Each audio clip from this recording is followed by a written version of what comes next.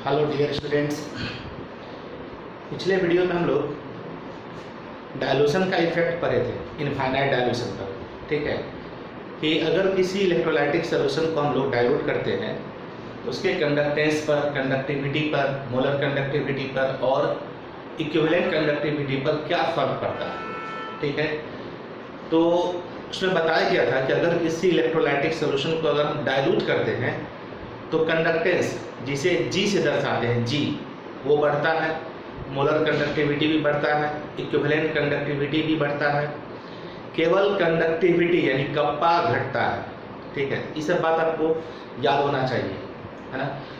और infinite dilution पर हम लोगों ने दो ग्राफ खींचा था, स्ट्रॉन्ग इलेक्ट्रोलाइट के लिए भी और वीक इलेक्ट्रोलाइट के लिए भी। स्ट्रॉन्ग इलेक्ट्रोलाइट के लिए एक्सपेरिमेंटली हम लोग इनफाइनाइट डायलूशन पर मोलर कंडक्टिविटी फाइंड कर सकते हैं। आप देखे थे उस ग्राफ में एक लाइन जो था, ठीक है, वो इस तरह बढ़ते हुए वाई एक्सिस को कट कर रहा था। ठीक है, तो वो लाइन जहां पर जाके वाई एक्सिस को कट किया वो पॉइंट ही क्या कहलाया, limiting molar conductivity at infinite dilution. लेकिन वीक इलेक्ट्रोलाइट के केस में आप देखे थे कि लाइन जो ऐसे जा रहा था वो एक सीधा लाइन नहीं था, बल्कि वो कर्व ऐसे करके वो वाई एक्सिस के पैरेलल हो गया था। ठीक है, यानी वीक इलेक्ट्रोलाइट के लिए हम इनफाइनाइट डायलूशन पर मोलर कंडक्टिविटी एक्सपेरिमेंटली नहीं फाइंड कर सकते। ठीक है, लेकिन थ्योरेटिकली और मैथमेटिकली इसको फाइंड किया जा सकता है। कैसे, उसको निकालने के लिए कलरॉस लॉ अभी हम लोग पढ़ेंगे। ठीक है, चलिए कलरॉस लॉ समझा जाए।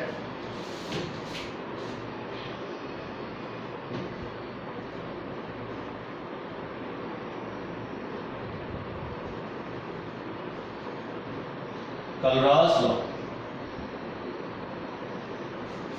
साइंटिस्ट का नाम है कलरॉस लॉ। अभी हम लोग समझेंगे इसके बारे में। ठीक है, क्या इसने बताया, किस प्रकार कलरॉस लॉ की मदद से हम लोग वीक इलेक्ट्रोलाइट का भी लिमिटिंग मोलर कंडक्टिविटी मैथमेटिकली या थ्योरेटिकली हम निकाल सकते हैं। ठीक है, समझिए इसने क्या बताया कि कोई भी ऐसा नहीं केवल वीक का निकाल सकते हैं। ठीक है, वीक का तो निकाल ही सकते हैं, स्ट्रॉन्ग का, किसी का भी हम निकाल सकते हैं इसकी मदद से। ठीक है, ऐसा नहीं कि स्पेशलाइज है, ये दिमाग में बैठा लीजिए। कलरॉस लॉ जो दिया वो सभी प्रकार के इलेक्ट्रोलाइट का उससे हम लिमिटिंग मोलर कंडक्टिविटी निकाल सकते हैं। ठीक है, लिमिटिंग मोलर कंडक्टिविटी फाइंड कर सकते हैं, स्ट्रॉन्ग इलेक्ट्रोलाइट का भी, वीक इलेक्ट्रोलाइट का भी। ठीक है, हम लोग यहाँ पर स्पेशली वीक इलेक्ट्रोलाइट का ही सीखेंगे और मतलब एक जनरल मेथड है तो उससे हम किसी का भी निकालना सीख सकते हैं, स्ट्रॉन्ग का भी और वीक का भी, है ना। इसने क्या किया, एक डेटा कलेक्ट किया डिफरेंट स्ट्रॉन्ग इलेक्ट्रोलाइट का डेटा कलेक्ट किया। समझो ध्यान से, जैसे यहाँ पर जैसे इसको समझना है केवल NaCl, KCl, NaBr, KBr, है ना, NaNO3, KNO3। ठीक है, इसने क्या किया, कुछ स्ट्रॉन्ग इलेक्ट्रोलाइट का पेयर लिया। पेयर जैसे यहाँ आपको पेयर दिख रहा है, एक पेयर है, दूसरा पेयर है, तीसरा पेयर है। इसमें एक आयन कॉमन रखा। अब या तो नेगेटिव आयन कॉमन कर सकते हैं या पॉजिटिव आयन कॉमन कर सकते हैं। तो इस पेयर में आप देख रहे हैं कि Cl कॉमन है, इसमें Br कॉमन है, इसमें NO3 कॉमन है। क्लियर है। अब इस सब का मोलर कंडक्टिविटी का वैल्यू इसने डेटा से कलेक्ट किया, यानी निकाला, या फिर चूंकि स्ट्रॉन्ग इलेक्ट्रोलाइट है एक्सपेरिमेंटली भी इसका फाइंड हो सकता है। ठीक है, तो इसके डेटा को इसने कलेक्ट किया। अभी हम इसका यहाँ पर लैम्डा m का यानी कैप m का वैल्यू लिखेंगे। ठीक है ना, सभी आप समझेंगे इसमें क्या है ये सब। ठीक है, NaCl का होता है 149.86। ठीक है, जबकि KCl का होता है 126.45। ठीक है, समझ से चलिए, ये एक्सपेरिमेंटल वैल्यू सब है, जैसे यहाँ पर लिख रहे हैं हम लोग। ठीक है, दूसरे का है 151.92, 151.92, इसका है 128.51। ठीक है, फिर उसी प्रकार NaNO3 का वैल्यू है 144.96, 144.96, 121.55। ठीक है, आ ये बात समझ में? चलो, ये क्या लिखा हुआ पता है? यहाँ एक्सपेरिमेंटल वैल्यू मैंने लिखा है, यूनिट में जाएगा सबका साइमन सेंटीमीटर स्क्वायर पर मोल सभी का। ठीक है, ये किसका वैल्यू है? लैम्डा एम का वैल्यू लिखा है मैंने। ठीक है, इसको क्या बोलते हैं? Molar conductivity. अब समझिए इस डेटा से उसने कंक्लूजन क्या निकाला। देखो, डेटा हमें याद रखने की आवश्यकता नहीं है, इसके पीछे परेशान आपको नहीं होना है। हम लोग अल्टीमेटली कलरॉस लॉ को समझेंगे। कलरॉस ने अपना जो लॉ दिया किस आधार पर दिया, ये हमको समझना है, इसका कुछ काम नहीं है। ठीक, हम डायरेक्ट कलरॉस लॉ लिख कर उसका फॉर्मूला भी लिख सकते थे, लेकिन उससे पहले कुछ और बात है, सीख लीजिए इस चीज़ को, कोई सी दिक्कत नहीं है कि इस डेटा से उसने क्या निष्कर्ष निकाला वो हमें समझना है, इस डेटा से क्या पता चल रहा है। ठीक है, तो चलिए आप एक चीज ध्यान दीजिए, ये दोनों का डिफरेंस निकालिए, इस दोनों का डिफरेंस निकालिए, इस दोनों का डिफरेंस निकालिए। ठीक है, इसका डिफरेंस आएगा 23.41, इसका भी डिफरेंस निकालिए तो 23.41, इसका भी डिफरेंस निकालिए तो 23.41 आता है। चेक कर लीजिएगा, तीनों में डिफरेंस सेम आया है। ये अजीब बात है, ये कैसे हो गया? अब इस पर उसने क्या निष्कर्ष निकाला ये सोचो। जैसे हम यहां समझा देते हैं कि NaCl है, ठीक है, तो इसमें ये जो है Na प्लस और Cl माइनस, इसमें दो आयन होगा, इन दोनों का कुछ ना कुछ आयनिक कंडक्टिविटी का वैल्यू होगा। समझो ध्यान से, अगर किसी हम स्ट्रॉन्ग इलेक्ट्रोलाइट का कंप्लीट जैसे NaCl, इसका हम मोलर कंडक्टिविटी बोलेंगे, लेकिन NaCl में Na प्लस और Cl माइनस आयन, ये दोनों आयन का अपना अपना कुछ ना कुछ कंडक्टिविटी होगा, जिसको हम क्या बोलेंगे? आयनिक कंडक्टिविटी। पूरे मॉलिक्यूल का निकालेंगे स्ट्रॉन्ग इलेक्ट्रोलाइट किसी का भी, ठीक है, तो वो मोलर कंडक्टिविटी कहलाता है, जबकि इंडिविजुअल आयन का जो कंडक्टिविटी होगा उसे आयनिक कंडक्टिविटी हम लोग बोलते हैं, आयनिक कंडक्टिविटी। अब इसका वैल्यू कितना लिखे यहाँ पर देखो, 149.86। इस 149.86 में Na प्लस का आयनिक कंडक्टिविटी और Cl माइनस का आयनिक कंडक्टिविटी दोनों का सम होगा ये। यानी कहने का मतलब कि NaCl का जो 149.86 है, इसमें दोनों आयन के आयनिक कंडक्टेंस का या आयनिक कंडक्टिविटी का कंट्रीब्यूशन है। यानी ये वैल्यू जो है ना, कोई भी स्ट्रॉन्ग इलेक्ट्रोलाइट होगा उसमें जो आयंस उपस्थित होंगे उन आयंस के आयनिक कंडक्टिविटी का सम होता है, आयनिक कंडक्टिविटी का सम होता है। ठीक है, तो मान लेते हैं यहाँ पर अगर इसका वैल्यू कुछ मान लो x है, इसका 149.86 माइनस x होगा। आ रही है बात समझ में? उसी तरह से मान लो KCl है, ठीक है, तो KCl में क्या है? K plus plus Cl minus. आ रही है बात समझ में? तो NaCl में जो Cl का कंट्रीब्यूशन होगा वो सेम कंट्रीब्यूशन यहाँ भी होगा, सेम चीज यहाँ भी होगा। ठीक है, यानी कहने का मतलब यहाँ भी 149.86 माइनस x को सॉल्व करने पर मान लो y आता है ना। अगर इस NaCl में Cl माइनस का कंट्रीब्यूशन y का है और x और y इतना के बराबर है, ये x प्लस y के बराबर हुआ ये, ठीक है ना। तो इस NaCl में Cl का कुछ ना कुछ कंट्रीब्यूशन होगा। क्लियर है बात, समझ में आ रही है आपको? चलिए यहाँ हम चीज समझाते हैं Cl माइनस का कंट्रीब्यूशन के बारे में, तो इधर में क्लियर हो जाएगा। तो NaCl में जो Cl का कंट्रीब्यूशन होगा ना, KCl में भी Cl का वही वैल्यू होगा। यानी Cl माइनस का वैल्यू हर सब्सटेंस में सेम होगा। यानी पार्टिकुलर कोई भी आयन है ना, उसके आयनिक कंडक्टिविटी का वैल्यू हमेशा सेम रहेगा, चाहे उसके काउंटर आयन में कोई भी आयन हो। ठीक है, आ रही है बात समझ में? जैसे यहाँ पर मान लो LiCl की अगर हम बात कर ले, LiCl ये भी होगा Li plus plus Cl minus, यहाँ भी 149.86 माइनस एक्स ही होगा वाई, यानी NaCl हो, KCl हो, LiCl हो, Cl 1 यहाँ पर आ रही है बात समझ में। तीनों में Cl का जो कंट्रीब्यूशन होगा वो सेम होगा। क्लियर है? तो चलिए अब यहाँ समझा रहे थे मैं भी आपको, तो ये दोनों वैल्यू सेम होगा, ठीक है। यहाँ इसका वैल्यू कितना था देखो, कितना है 126.45। अब इसका डिफरेंस निकाले तो कितना है 23.41 है ना डिफरेंस। अब बताओ ये डिफरेंस जो आया एक्चुअली किसका डिफरेंस है पता है? Na और K का एक्चुअली इसका डिफरेंस है, क्योंकि दोनों में तो Cl का वैल्यू सेम होगा, दोनों में Cl का कंट्रीब्यूशन सेम है, तो खुद मैथमेटिकली सोच के देखो मैं क्या बोल रहा हूँ, है कि नहीं?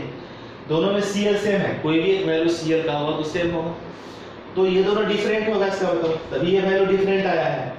ये डिफरेंस निकालेंगे तो ये आया ना, ये डिफरेंस किसका है? Na प्लस और K प्लस का। चलो डिफरेंस Na प्लस और K प्लस का, बात समझ में आ रहा? कोई दिक्कत है? ठीक उसी प्रकार जैसे मान लो NaBr है और KBr है, ठीक है, इसमें भी Br सेम है दोनों में, इसमें Na और K का जो डिफरेंस आया था वही सेम डिफरेंस इसमें Na और K का आएगा, सेम डिफरेंस आएगा। बात समझ में आ रही है? यानी NaBr में भी कुछ ना कुछ कंट्रीब्यूशन Br का होगा, KBr में भी कुछ ना कुछ कंट्रीब्यूशन Br का होगा, जो कंट्रीब्यूशन NaBr में Br का होगा वही कंट्रीब्यूशन KBr में भी Br का होगा, दोनों में Br का वैल्यू सेम होगा। तो सीधी सी बात है, जो डिफरेंस आ रहा है तो इस आयन का डिफरेंस आता होगा। मैथमेटिकली सोचो इस चीज को, है कि नहीं, कि डिफरेंस एक्चुअली है किसका वो। हम पूरे साल्ट का जो स्ट्रॉन्ग इलेक्ट्रोलाइट है उसका डिफरेंस लिखते हैं, दोनों में Cl हमारा सेम है, यानी दोनों में Cl का कंट्रीब्यूशन सेम होगा, जो वैल्यू इसमें Cl का होगा आयनिक कंडक्टेंस का वही Cl का वैल्यू इसमें भी होगा आयनिक कंडक्टेंस का, ठीक है ना। जब Cl का वैल्यू सेम होगा, ठीक है, तो दोनों का सम इतना के बराबर है, दोनों का सम इतना, तो डिफरेंस निकालेंगे तो एक्चुअली डिफरेंस आ किसका रहा है? Na प्लस और K प्लस के बीच। यही बात यहाँ भी है, सोचो NaBr KBr में भी जो दोनों के आयनिक कंडक्टेंस का सम इतना है, दोनों के आयनिक कंडक्टेंस का सम इतना है, दोनों में Br का कंट्रीब्यूशन सेम होगा, दोनों में जो भी वैल्यू होगा Br के लिए सेम होगा, सीधी सी बात है डिफरेंस जो आएगा वो Na और K का आएगा, तो जो डिफरेंस Na और K का यहाँ आएगा वही डिफरेंस Na और K का यहाँ भी आ रहा है, देखो वो डिफरेंस नहीं चेंज करेगा। हाँ, Br का वैल्यू चूंकि बदल गया, यहाँ Cl के रेस्पेक्ट में Br का वैल्यू अलग है, लेकिन जो Na और K का वैल्यू यहाँ था वही Na और K का वैल्यू यहाँ भी होगा। Br का वैल्यू चेंज हुआ Cl के रेस्पेक्ट में, इसलिए वैल्यू चेंज दिख रहा है आपको। समझ में आ रहा है क्या बोल रहे हैं? इसमें Na का जो कंट्रीब्यूशन होगा वही कंट्रीब्यूशन Na का यहाँ भी होगा, जो K का कंट्रीब्यूशन KCl में होगा वही K की कंट्रीब्यूशन इसमें भी होगा। यानी ऐसे समझो यहाँ पर कि NaCl और NaBr, ठीक है, NaCl इसमें Na सेम है ना। आ रही बात समझ में कि नहीं समझ में आ रही? फिर देखो KCl KBr, इसमें K सेम है, Na सेम है, तो Cl और Br का कुछ ना कुछ डिफरेंस होगा। वहां समझ सकते, देखो NaCl का वैल्यू कितना है, देखो 149.86, NaBr का वैल्यू कितना है 151.92, डिफरेंस निकालो इसका कितना आता है ना। आगे बात समझ में, बड़ा में से छोटा को घटाना रहता है, बड़ा में से छोटा को निकालते हैं हम लोग, तो कितना आ जाता है देखो तो 2.06। फिर इसमें देखिए आप KCl KBr, KCl कितना है, KCl आपका 126.45, KBr कितना है 128.51, इसका डिफरेंस निकाला 2.06। और ये बात समझ में, ये डिफरेंस जो एक्चुअली है यहाँ Na और Na का कंट्रीब्यूशन जो होगा इस दोनों में सेम होगा, K का कंट्रीब्यूशन दोनों में सेम होगा, तो डिफरेंस किसका है? Cl और Br का, जो कितना होगा इतना।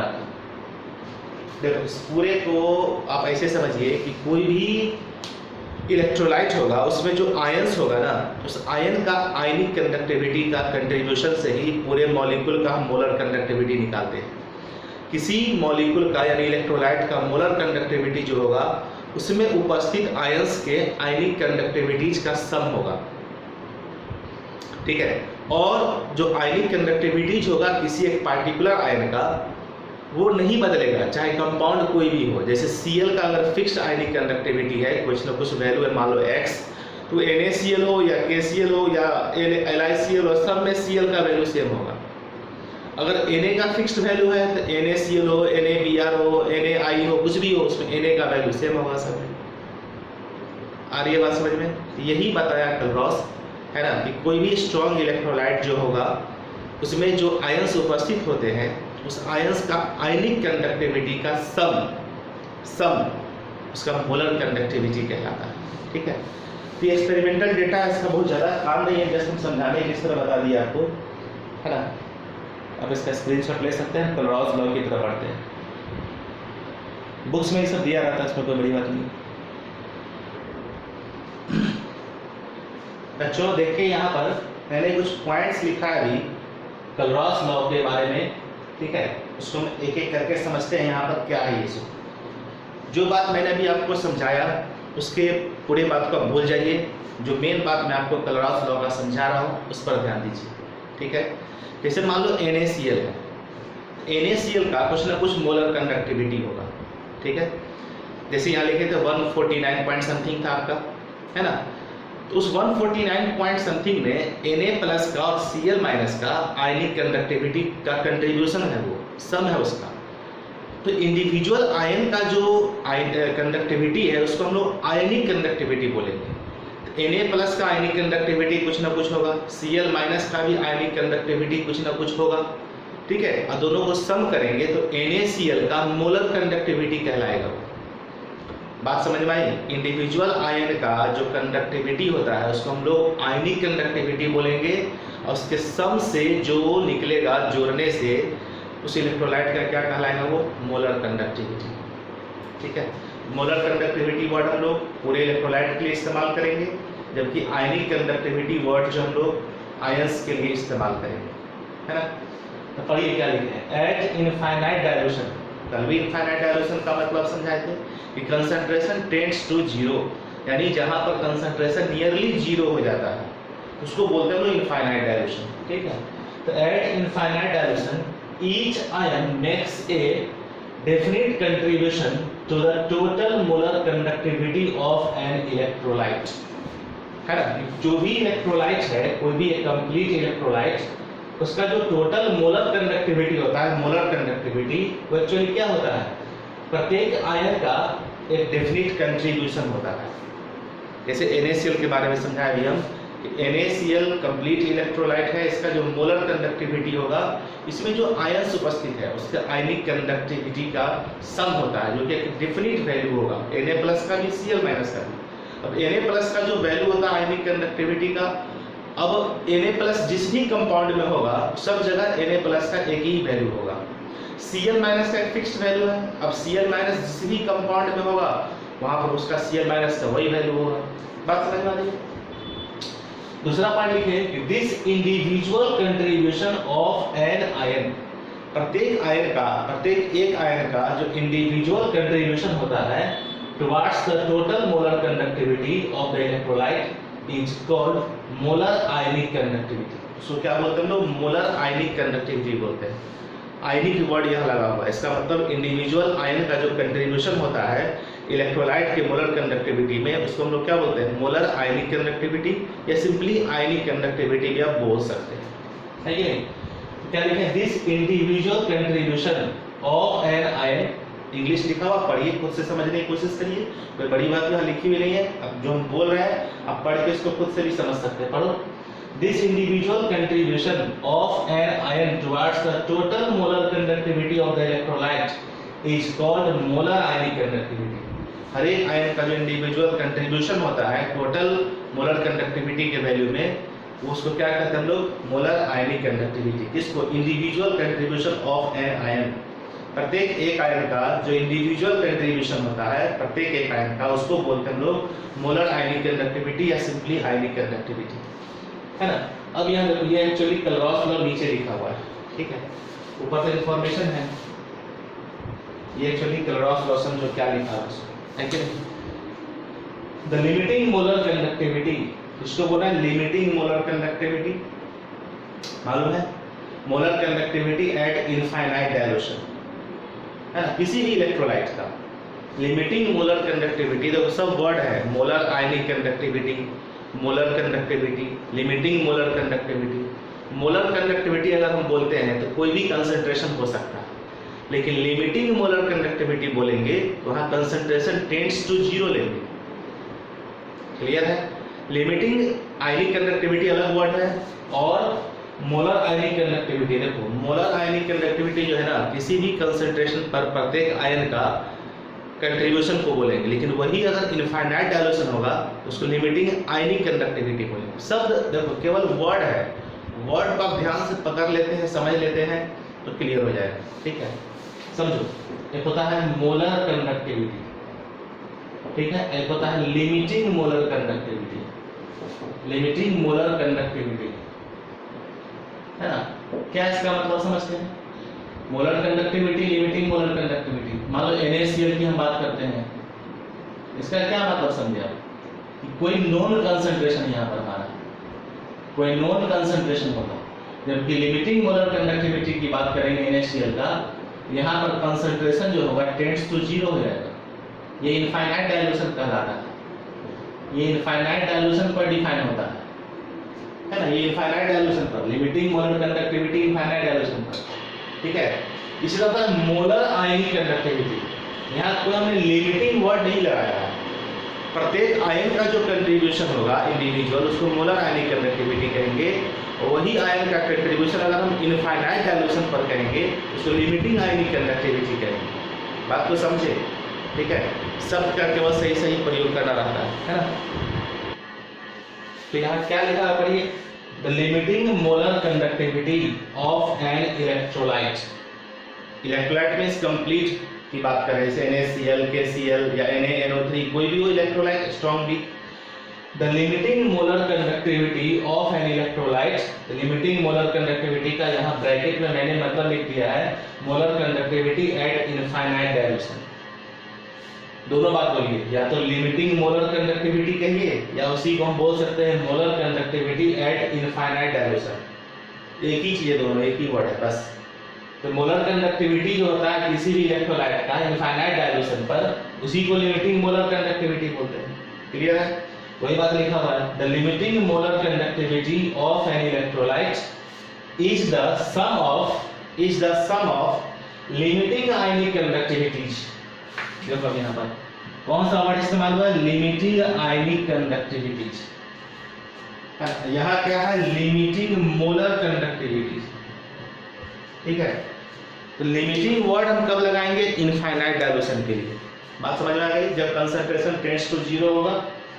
तो लिमिटिंग मोलर कंडक्टिविटी पूरे इलेक्ट्रोलाइट्स का हम बोल रहे हैं एट इनफाइनाइट डायल्यूशन, क्या होगा उसमें जो इंडिविजुअल आयंस है ना, उस आयंस के लिमिटिंग आयनिक कंडक्टिविटी का सम होगा।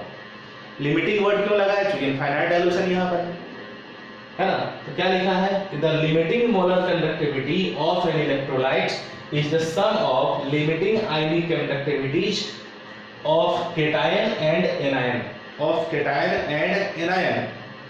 अब इससे मजेदार बात यह है, इसका आगे पढ़िए, each multiplied with the number of ions present in one formula unit of electrolyte, ठीक है। जो केटायन या एनायन प्रोड्यूस होगा उसका जो लिमिटिंग आयनिक कंडक्टिविटी का वैल्यू होगा, उस वैल्यू में हम मल्टीप्लाई करेंगे किस चीज से, उस एक इलेक्ट्रोलाइट जो लिया है एक मॉलिक्यूल, उसके टूटने से कितना आयन प्रोड्यूस हुआ, उस आयन की संख्या से लिमिटिंग आयनिक कंडक्टिविटी को मल्टीप्लाई करना है, देन उसको सम करना है, ठीक है। चलो बात समझ में आ रही है, फिर से समझिए, यहाँ पर इसको मैथमेटिकली उधर समझाएंगे, आप उसको कोशिश करिएगा समझने का क्या लिखे हैं इसको, है ना।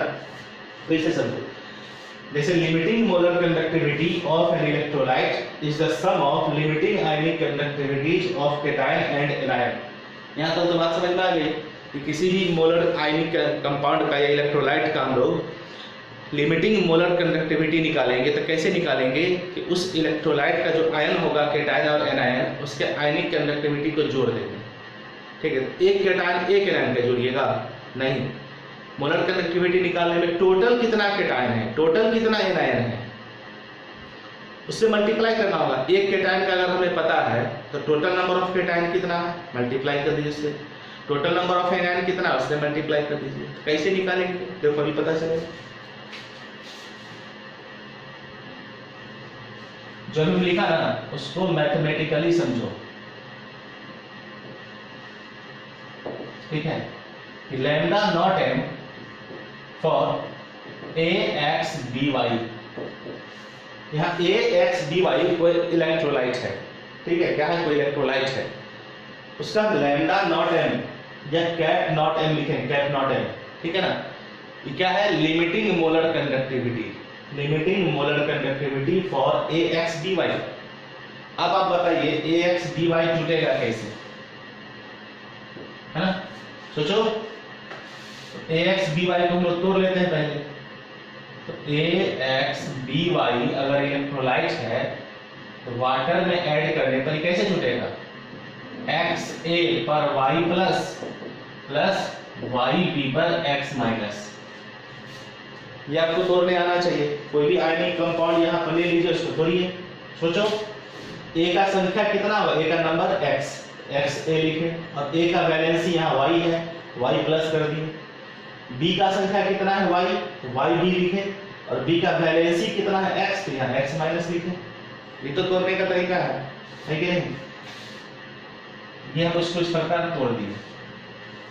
अब यहाँ ए वाई प्लस ये आयन हुआ, बी भी आयन हुआ, और ए का संख्या कितना है एक्स, बी का संख्या कितना है वाई। ठीक है, तो देखो यहाँ लिखेंगे हम limiting ionic conductivity of A Y plus A पर Y plus plus limiting ionic conductivity of B पर एक्स माइनस।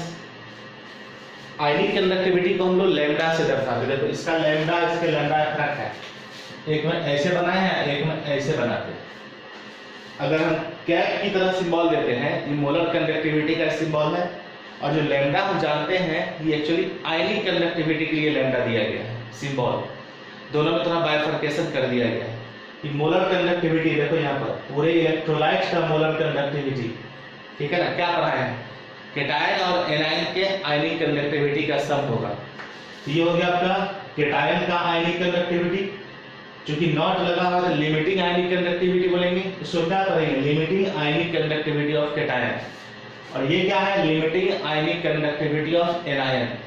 क्लियर है, तो limiting ionic conductivity of cation, limiting ionic conductivity of anion, इसका सम क्या कहलाता है, limiting molar conductivity of electrolytes. अब यह देखो नीचे लिखा हुआ है each multiplied with number of ions present in one formula unit of electrolytes. अब देखो ए जो था यहाँ पर केटायन, उसकी संख्या कितनी है x, इसको हम x से मल्टीप्लाई कर देंगे। ठीक है, और b जो है एनायन यहाँ पर, उसकी संख्या कितनी है y, इसको y से मल्टीप्लाई कर देना है। बस यही हमारा हो गया फॉर्मूला। तो रॉस लॉ यही कहना चाहता है ना, तो रॉस लॉ यही कहना चाहता है। ठीक है, कि किसी भी इलेक्ट्रोलाइट का जो लिमिटिंग मोलर कंडक्टिविटी होगा, है ना, वो क्या होगा, इसकी से जो केटायन बनेगा इससे जो एनायन बनेगा उसके लिमिटिंग आयनिक कंडक्टिविटी का सम। ठीक है ना, यहाँ पर ये समझो कि लैम्डा नॉट ए पर वाई प्लस क्या है, लिमिटिंग आयनिक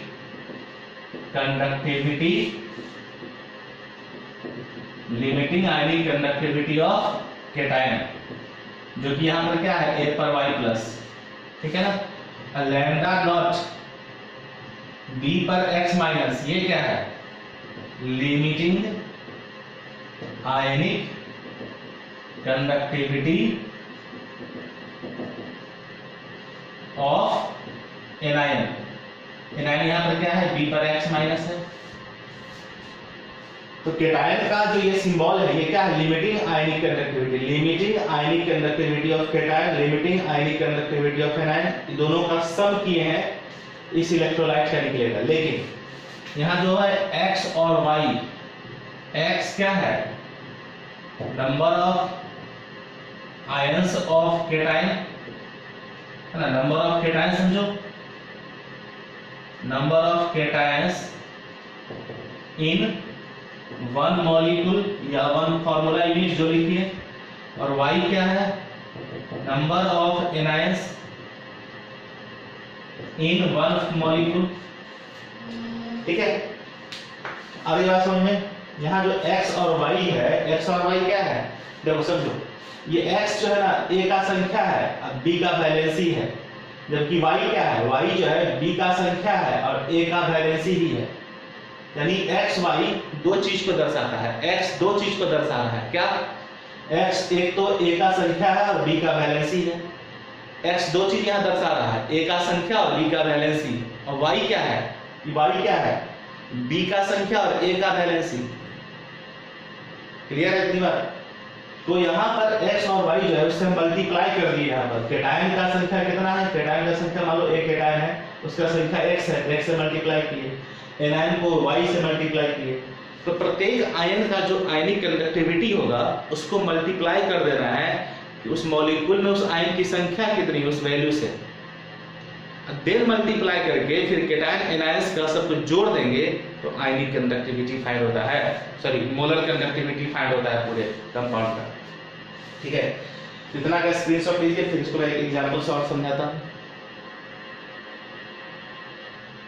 तो आइए बच्चों, अब हम लोग क्या करेंगे, जो अभी समझाए थे फॉर्मूला उसको मैं एक एग्जांपल से समझने की कोशिश करते हैं। ठीक है, देखो पूरे वीडियो के दरमियान बहुत सारी बातें ऐसी होती है जो उसमें से बहुत सारी बातें काम की नहीं होती है, लेकिन जो बच्चे मान समझ सकते हैं तो उनको हम कुछ उदाहरण देकर समझाने की कोशिश करते हैं।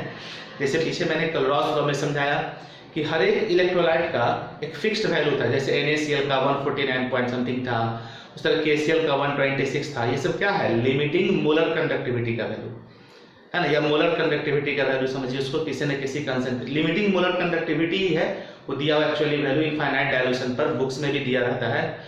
तो उससे हम क्या निष्कर्ष समझते हैं, है ना, निष्कर्ष को हम लोग को पढ़ना है, डेटा हमको याद नहीं रखना है। ठीक है, कौन क्या है वैल्यू, किसका क्या होता है नहीं होता, वो सब जब क्वेश्चन बनाइएगा तो वहाँ दिया रहता है वैल्यू, आपको केवल मेथड सीखना है, क्वेश्चन सॉल्व कैसे करना। और पूरे इस चैप्टर में सबसे आसान क्वेश्चन क्लोरॉस लॉ पर ही आता है, सबसे आसान क्वेश्चन, डायरेक्ट एकदम बहुत आसान, फार्मूला बैठाइए निकाल लीजिए।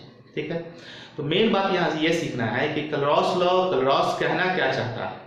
ठीक है, स्ट्रॉन्ग इलेक्ट्रोलाइट के साथ साथ वीक इलेक्ट्रोलाइट का भी हम लोग इनफाइनाइट डायल्यूशन पर मोलर कंडक्टिविटी फाइंड कर सकते हैं।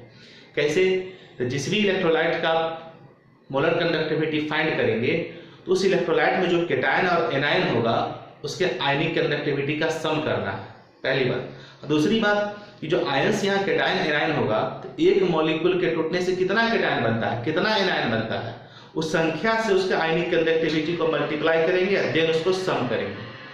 ठीक है ना, वही बात किए थे। जैसे उदाहरण समझो, देखो एक एग्जांपल देते हैं और समझ में आ जाएगा आपको। अगर हम लिखे कि lambda not n for NaCl, है ना, तो बताइए NaCl टूटता कैसे है। तो सभी को पता है NaCl जब टूटेगा तो एक Na+ बनेगा और एक Cl- बनेगा, इसको तो हम अच्छी तरह से जानते हैं, एक ही बनता है। यहाँ तो कोई नंबर है ही नहीं जिसको मल्टीप्लाई करना पड़ेगा, सीधे क्या करेंगे, limiting ionic conductivity of Na+ plus limiting ionic conductivity of Cl-। That's it, clear है ना, बहुत आसान है। देखो अगर हमें NaCl का मोलर कंडक्टिविटी निकालेंगे तो क्या करेंगे, है ना, limiting ionic conductivity of Na+ plus limiting ionic conductivity of Cl-। हो गया, इसमें किसी चीज से मल्टीप्लाई करेंगे हम, नहीं करेंगे, क्यों, इसकी संख्या एक और एक है, एक यहाँ लिखने का कोई मतलब नहीं बनता है। एक और उदाहरण समझो, जैसे मान लो हम लिखेंगे limiting molar conductivity for BaCl2 barium chloride, इसका सबसे पहले बेरियम क्लोराइड को तोड़िए। चलिए इसको तोड़ते हैं इसमें, बताओ क्या बनेगा। अगर तोड़ने आता आप लोग को, सोचिए क्या बन सकता है, यहाँ पर सोचो, खुद से सोचो। बेरियम कितना है, एक, तो एक बेरियम लिख दिए, इसकी वैलेंसी कितनी है 2, यहाँ लिखेंगे 2 प्लस, अब प्लस Cl कितना है 2, तो लिखेंगे 2Cl। Cl की वैलेंसी कितनी है 1, यहाँ लिखेंगे 1। देखो इसको हमने तोड़ा है, आपको समझ में आ रहा है कैसे तोड़े से? सबसे पहले आयंस में तोड़ना सीखिए। अब इसको देखिए इस प्रकार तोड़े हैं, चार्ज कैसे बैठाए हैं, कितना यहाँ आयन का संख्या कैसे बैठाया गया है वो समझना जरूरी है। इस मॉलिक्यूल में बेरियम कितना है 1, तो 1 लिखा हुआ, इसकी वैलेंसी 2 है तो 2 प्लस, Cl की संख्या कितनी है 2, तो 2Cl, और Cl का वैलेंसी 1 है यहाँ तो 1 लिख दीजिए। टूट गया इस प्रकार आयन में। अब देखो यहाँ पर जब इस कंपाउंड का हम limiting molar conductivity at infinite dilution, limiting molar conductivity बोल दिए, लिमिटिंग मतलब इनफाइनाइट डाइल्यूशन हो गया, या तो ऐसे बोलिए molar conductivity at infinite dilution, या सिंपली कहिए लिमिटिंग मोलर कंडक्टिविटी। तो limiting molar conductivity for BaCl2 क्या लिखेंगे, limiting ionic conductivity of Ba2 plus और plus limiting ionic conductivity of Cl minus ion. ठीक है, तो Ba का संख्या कितना है 1, यहाँ 1 है, जबकि Cl का संख्या कितना है 2, यहाँ से 2 से इसको मल्टीप्लाई करना होगा। यानी अगर हमको BaCl2 का निकालना हो लिमिटिंग मोलर कंडक्टिविटी, तो बेरियम का आयनिक conductivity, limiting ionic conductivity plus chlorine का लिमिटिंग आयनिक कंडक्टिविटी इंटू 2 से मल्टीप्लाई करना होगा। तब मल्टीप्लाई करने पर एक वैल्यू आएगा, फिर इसका वैल्यू जोड़ देंगे तो इसका निकलेगा। एक और उदाहरण समझो, अगर हम पूछेंगे limiting molar conductivity for Al2SO4 का होल 3, मान लो सबसे पहले इसको आयन में तोड़िए, सबसे इंपॉर्टेंट है देखो Al2SO4 का होल 3, तोड़िए इसको आयन में तोड़िए। तो आप लोग तोड़ पाते हैं इसे? आयन में तोड़िए, कैसे तोड़ेंगे? एल्युमिनियम कितना दिख रहा है हमको 2, एल्युमिनियम कितना दिख रहा है देखो यहाँ पर, एल्युमिनियम कितना है 2, तो लिखो सबसे पहले 2 एल्युमिनियम, 2 एल्युमिनियम है। एल्युमिनियम का वैलेंसी देखो यहाँ लिखा हुआ है, लिखेंगे 3 प्लस, प्लस सल्फेट कितना दिख रहा है, सल्फेट 3 दिख रहा है यहाँ पर देखो, 3 सल्फेट है, और सल्फेट का वैलेंसी देखो एल्युमिनियम के साथ यहाँ 2 लगा हुआ है, 2 माइनस। फॉर्मूला राइटिंग तो हम लोग जानते हैं, फॉर्मूला कैसे लिखते हैं इसको, कि वैलेंसी एक्सचेंज हो जाता है कि नहीं? तो एल्युमिनियम का वैलेंसी यहाँ है और सल्फेट का वैलेंसी यहाँ है, ये सल्फेट का वैलेंसी है तो एल्युमिनियम की संख्या भी है, और ये 3 सल्फेट का संख्या है तो एल्युमिनियम का वैलेंसी भी है। तो एल्युमिनियम 2 है तो 2 एल्युमिनियम लिखे, इसका वैलेंसी 3 तो 3 प्लस, सल्फेट 3 है तो 3 सल्फेट लिखे, और सल्फेट का वैलेंसी 2 है तो यहाँ 2 माइनस किए। That's it. इस प्रकार आयन में तोड़ देना इसे। ठीक है, आयन में तोड़ दिए। अब यहाँ क्या लिखेंगे ये बताओ। एल्युमिनियम का limiting ionic conductivity, limiting ionic conductivity of aluminium 3 plus, plus sulphate का लिखेंगे limiting ionic conductivity of sulphate ion, है ना? बहुत आसान। अब क्या करेंगे वो देखो, मेन बात, एल्युमिनियम की संख्या कितनी है 2, यहाँ 2 से इसको मल्टीप्लाई कर दीजिए। सल्फेट की संख्या कितनी है 3, इसको 3 से मल्टीप्लाई कर दीजिए। यानी एक सल्फेट आयन का कुछ ना कुछ लिमिटिंग आयनिक कंडक्टिविटी होगा, प्रत्येक सल्फेट आयन का, क्योंकि मैंने पहले ही पढ़ाया हर आयन का कुछ ना कुछ लिमिटिंग आयनिक कंडक्टिविटी होगा, तो सल्फेट का भी कुछ ना कुछ लिमिटिंग आयनिक कंडक्टिविटी होगा। और चूंकि इस मॉलिक्यूल में सल्फेट की संख्या 3 है तो एक सल्फेट के लिमिटिंग आयनिक कंडक्टिविटी को 3 से मल्टीप्लाई कर दीजिए। फिर एल्युमिनियम का भी कुछ ना कुछ लिमिटिंग आयनिक कंडक्टिविटी होगा, और एल्युमिनियम की संख्या कितनी है 2, तो इसके लिमिटिंग आयनिक कंडक्टिविटी को 2 से मल्टीप्लाई कर देंगे। तो मल्टीप्लाई किए फिर उसको जोड़ दिए, जो समअप आएगा जोड़ने पर वही क्या कहलाएगा, इस कंपाउंड का एल्युमिनियम सल्फेट का इनफाइनाइट डाइल्यूशन पर मोलर कंडक्टिविटी कहलाएगा। ठीक है, ये 3 एग्जांपल आपको समझ में आ रहा है, कोई दिक्कत है नहीं? चलिए अब हम लोग इसी प्रकार लिमिटिंग इक्विवेलेंट कंडक्टिविटी समझेंगे। क्या समझेंगे? Limiting equivalent conductivity. देखो limiting equivalent conductivity, limiting equivalent conductivity इसको बोलेंगे lambda not EQ, lambda not EQ। ठीक है, अब क्या होता है वो समझिए, बहुत आसान है ना? कि किसी भी अगर इलेक्ट्रोलाइट का यहाँ जैसे लिमिटिंग मोलर कंडक्टिविटी निकाले हैं, उस तरह लिमिटिंग इक्विवेलेंट कंडक्टिविटी भी निकाल सकते हैं। क्या करना है मालूम है? समझो, बहुत आसान है। कि जो 2 और 3 से मल्टीप्लाई किए ना, उसको हटा दीजिए। मल्टीप्लाई नहीं करना है आयन की संख्या से। एक केटायन एक एनायन, एक केटायन का आयनिक कंडक्टिविटी, एक एनायन का आयनिक कंडक्टिविटी, उसको जोड़ देंगे केवल, वही हमारा कहलाएगा limiting equivalent conductivity. Limiting equivalent conductivity में वैलेंस फैक्टर से हमें मल्टीप्लाई नहीं करना है। वैलेंस फैक्टर बोले तो जो संख्या यहाँ गुना की है इसको नहीं इस्तेमाल करना है, केवल एल्युमिनियम का आयनिक कंडक्टिविटी प्लस एक सल्फेट का आयनिक कंडक्टिविटी, एक एल्युमिनियम का एक सल्फेट का। जैसे इसमें भी है, यहाँ 2 क्लोरीन है, 2 हटा दीजिए, एक क्लोरीन का और एक क्लोरीन का आयनिक कंडक्टिविटी, एक बेरियम का आयनिक कंडक्टिविटी जोड़ देंगे तो BaCl2 का क्या कहलाएगा? वो लिमिटिंग इक्विवेलेंट कंडक्टिविटी। जिसमें एक ही संख्या है, 1 ही है, यही हमारा क्या कहलाएगा? लिमिटिंग मोलर कंडक्टिविटी भी, यही हमारा कहलाएगा लिमिटिंग इक्विवेलेंट कंडक्टिविटी। क्योंकि यहाँ 1 है कि यहाँ 1 ही केवल इस्तेमाल हो रहा है, 1 दोनों का। उस स्थिति में जो लिमिटिंग मोलर कंडक्टिविटी होगा वही लिमिटिंग इक्विवेलेंट कंडक्टिविटी भी होगा। दैट्स इट, क्लियर है? तो लिमिटिंग इक्विवेलेंट कंडक्टिविटी किसको कहेंगे? इसको फिर से लिख देते हैं, lambda not EQ for an electrolyte is the sum of limiting ionic conductivities of one cation and one anion। एक केटायन एक एनायन, उसके लिमिटिंग आयनिक कंडक्टिविटीज को जोड़ देना है।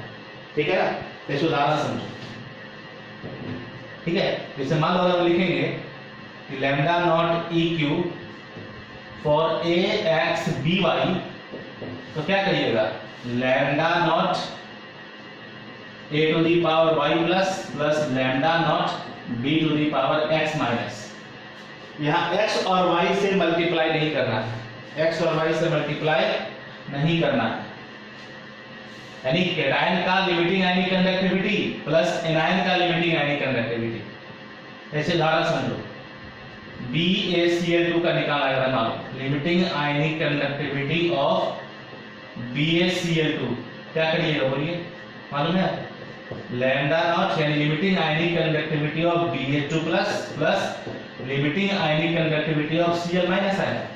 यहाँ Cl की संख्या 2 है, लेकिन 2 से मल्टीप्लाई नहीं करेंगे। ठीक उसी प्रकार अगर हमें निकालना है, मान लो कि limiting equivalent conductivity of Al2SO4 का होल 3, क्या करिएगा? Limiting ionic conductivity of Al3 plus limiting ionic conductivity of sulphate ion. एक एल्युमिनियम का लिमिटिंग आयनिक कंडक्टिविटी, एक सल्फेट का लिमिटिंग आयनिक कंडक्टिविटी, इसको जोड़ देना है। यहाँ हम 2 और 3 से मल्टीप्लाई नहीं करना है इसमें, बस यही फर्क है मोलर में और आयनिक में। और NaCl की अगर बात करें तो जिसका वैलेंस फैक्टर 1 होगा केटायन एनायन का, उसका जो लिमिटिंग मोलर कंडक्टिविटी होगा वही उसका लिमिटिंग इक्विवेलेंट कंडक्टिविटी भी होगा।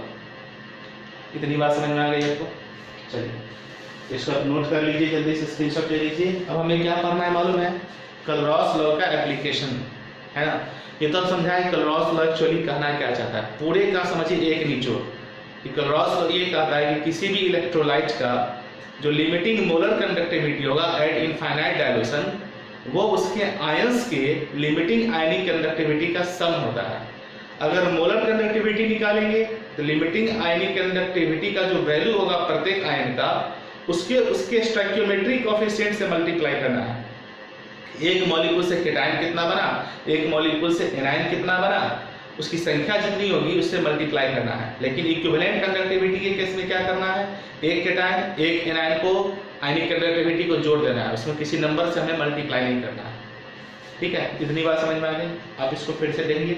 हम आप एप्लीकेशन स्टार्ट करेंगे क्लरॉस लॉ का, है ना। 3-4 एप्लीकेशन इसका पढ़ना है, फिर ये क्लरॉस लॉ का भी फिनिश्ड हो जाएगा। जब तक इसका स्क्रीनशॉट लीजिए, आगे बढ़ते हैं।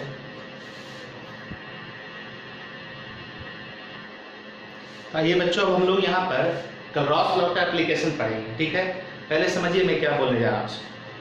कि कई सारा ऐसा टॉपिक है या थ्योरी होता है जिसे हम शुरुआत में नहीं समझ पाते कि मैं क्या बोल रहा हूँ, क्या है नहीं है। उस समय आपको ये वीडियो पॉज नहीं करना है या रोकना नहीं है, चलो समझ में नहीं आ रहा है चलो आगे भाग जाते हैं, ऐसा नहीं करना है।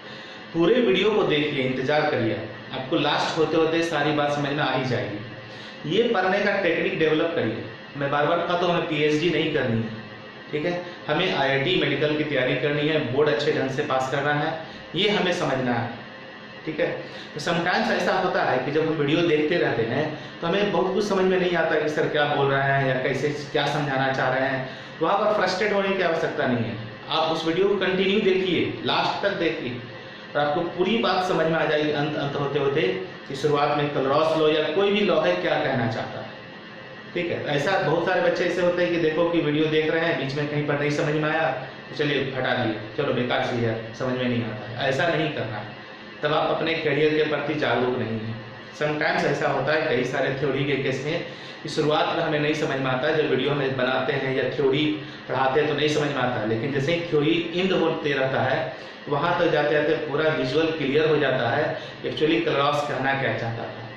जैसे मैंने अभी तक आपको बताया तो शुरुआत में हो सकता है थोड़ा दिक्कत हुआ आपको मे बी, ठीक है, लेकिन अभी हम एग्जाम्पल जब बताया तो थोड़ा और क्लियर हो गया कि एक्चुअली क्लरॉस लॉ क्या है। अब इसका हम लोग क्या करेंगे, एप्लीकेशन।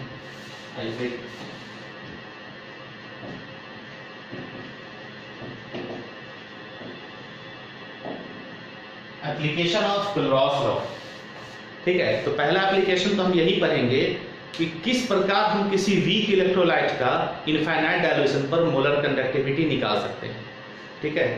यानी कि पिछले जो वीडियो में मैं आपको बताया था कि किसी वीक इलेक्ट्रोलाइट का इनफाइनाइट डाइल्यूशन पर लिमिटिंग मोलर कंडक्टिविटी एक्सपेरिमेंटली हम लोग नहीं फाइंड कर सकते। आपने ग्राफ में देखा था वो लाइन क्या हो गया था, ऐसे आया था और वाई एक्सिस के पैरेलल हो गया था, और वाई एक्सिस को कहीं पर कट किया ही नहीं। जब तक कट नहीं करेगा तो एक पार्टिकुलर वैल्यू कैसे हम रीड करेंगे, तो पैरेलल हो गया लाइन, तो कहीं पर मिलेगा ही नहीं। एक्सपेरिमेंटली ऐसा हम समझते हैं, लेकिन क्लरॉस क्या किया, उसको थ्योरेटिकली यानी मैथमेटिकली जो है निकालने की कोशिश किया और निकाल भी दिया, ठीक है। तो किस प्रकार हम किसी वीक इलेक्ट्रोलाइट का निकालेंगे वो समझिए। क्लियर है, बात समझ में आ रही है। तो पहला एप्लीकेशन इसका यही है, ठीक है, क्या है, calculation of limiting molar conductivity, limiting molar conductivity of weak electrolytes. किसी वीक इलेक्ट्रोलाइट्स का लिमिटिंग मोलर कंडक्टिविटी हम कैसे निकाल सकते हैं। बहुत आसान है, इंटरेस्टिंग है, बहुत मजा आएगा, देखते चलो, बहुत आसान है, ठीक है। इसके लिए करना क्या है वो देखो, हम डायरेक्ट सीधे मेथड पढ़ाते हैं कैसे निकाला सो। कोई हम वीक इलेक्ट्रोलाइट कंसीडर कर लेते हैं। सबसे पहले कंसीडर अ वीक इलेक्ट्रोलाइट, है ना। जैसे मान लो हमने कंसीडर कर लिया CH3 COOH, एसिटिक एसिड, क्या ये एसिटिक एसिड है ना। ये एक वीक इलेक्ट्रोलाइट है, हम जानते हैं ये वीक इलेक्ट्रोलाइट है, सब लोग पढ़े इस चीज को, है कि नहीं। एसिटिक एसिड क्या है, वीक इलेक्ट्रोलाइट। हम एक वीक इलेक्ट्रोलाइट यहाँ पर कंसीडर कर लिए, इसी वीक इलेक्ट्रोलाइट का हमको लिमिटिंग मोलर कंडक्टिविटी निकालना है, ठीक है। आइए समझते हैं। तो CH3 COOH, सबसे पहले तो ये वाटर में जब ऐड करेंगे तो आयंस में टूटेगा कैसे, CH3 COO minus plus H plus. आ रही है बात समझ में। अब देखो यहां पर ये क्या है, एसीटेट आयन, ठीक है, इसको एसीटेट आयन बोलते हैं। ये हाइड्रोजन आयन है, ये एसिटिक एसिड है, क्लियर है। अब देखो अगर हम इस वीक इलेक्ट्रोलाइट का निकालना चाहेंगे लिमिटिंग मोलर कंडक्टिविटी, उसके लिए हमको क्या करना होगा, एसीटेट आयन का लिमिटिंग आयनिक कंडक्टिविटी और हाइड्रोजन आयन का लिमिटिंग आयनिक कंडक्टिविटी हमको जानना होगा। जो डेटा से अवेलेबल रहता है, जब क्वेश्चन बनाएंगे तो दिया रहेगा आपको वैल्यू, आपको क्या करना है, केवल सम अप करके निकाल लेना है बस। तो एसीटेट आयन का फिर हाइड्रोजन आयन का, दोनों आयन का लिमिटिंग आयनिक कंडक्टिविटी को जोड़ देना है। क्योंकि यहाँ 1 है, यहाँ 1 है, इसलिए से मल्टीप्लाई कुछ नहीं करना है, ठीक है।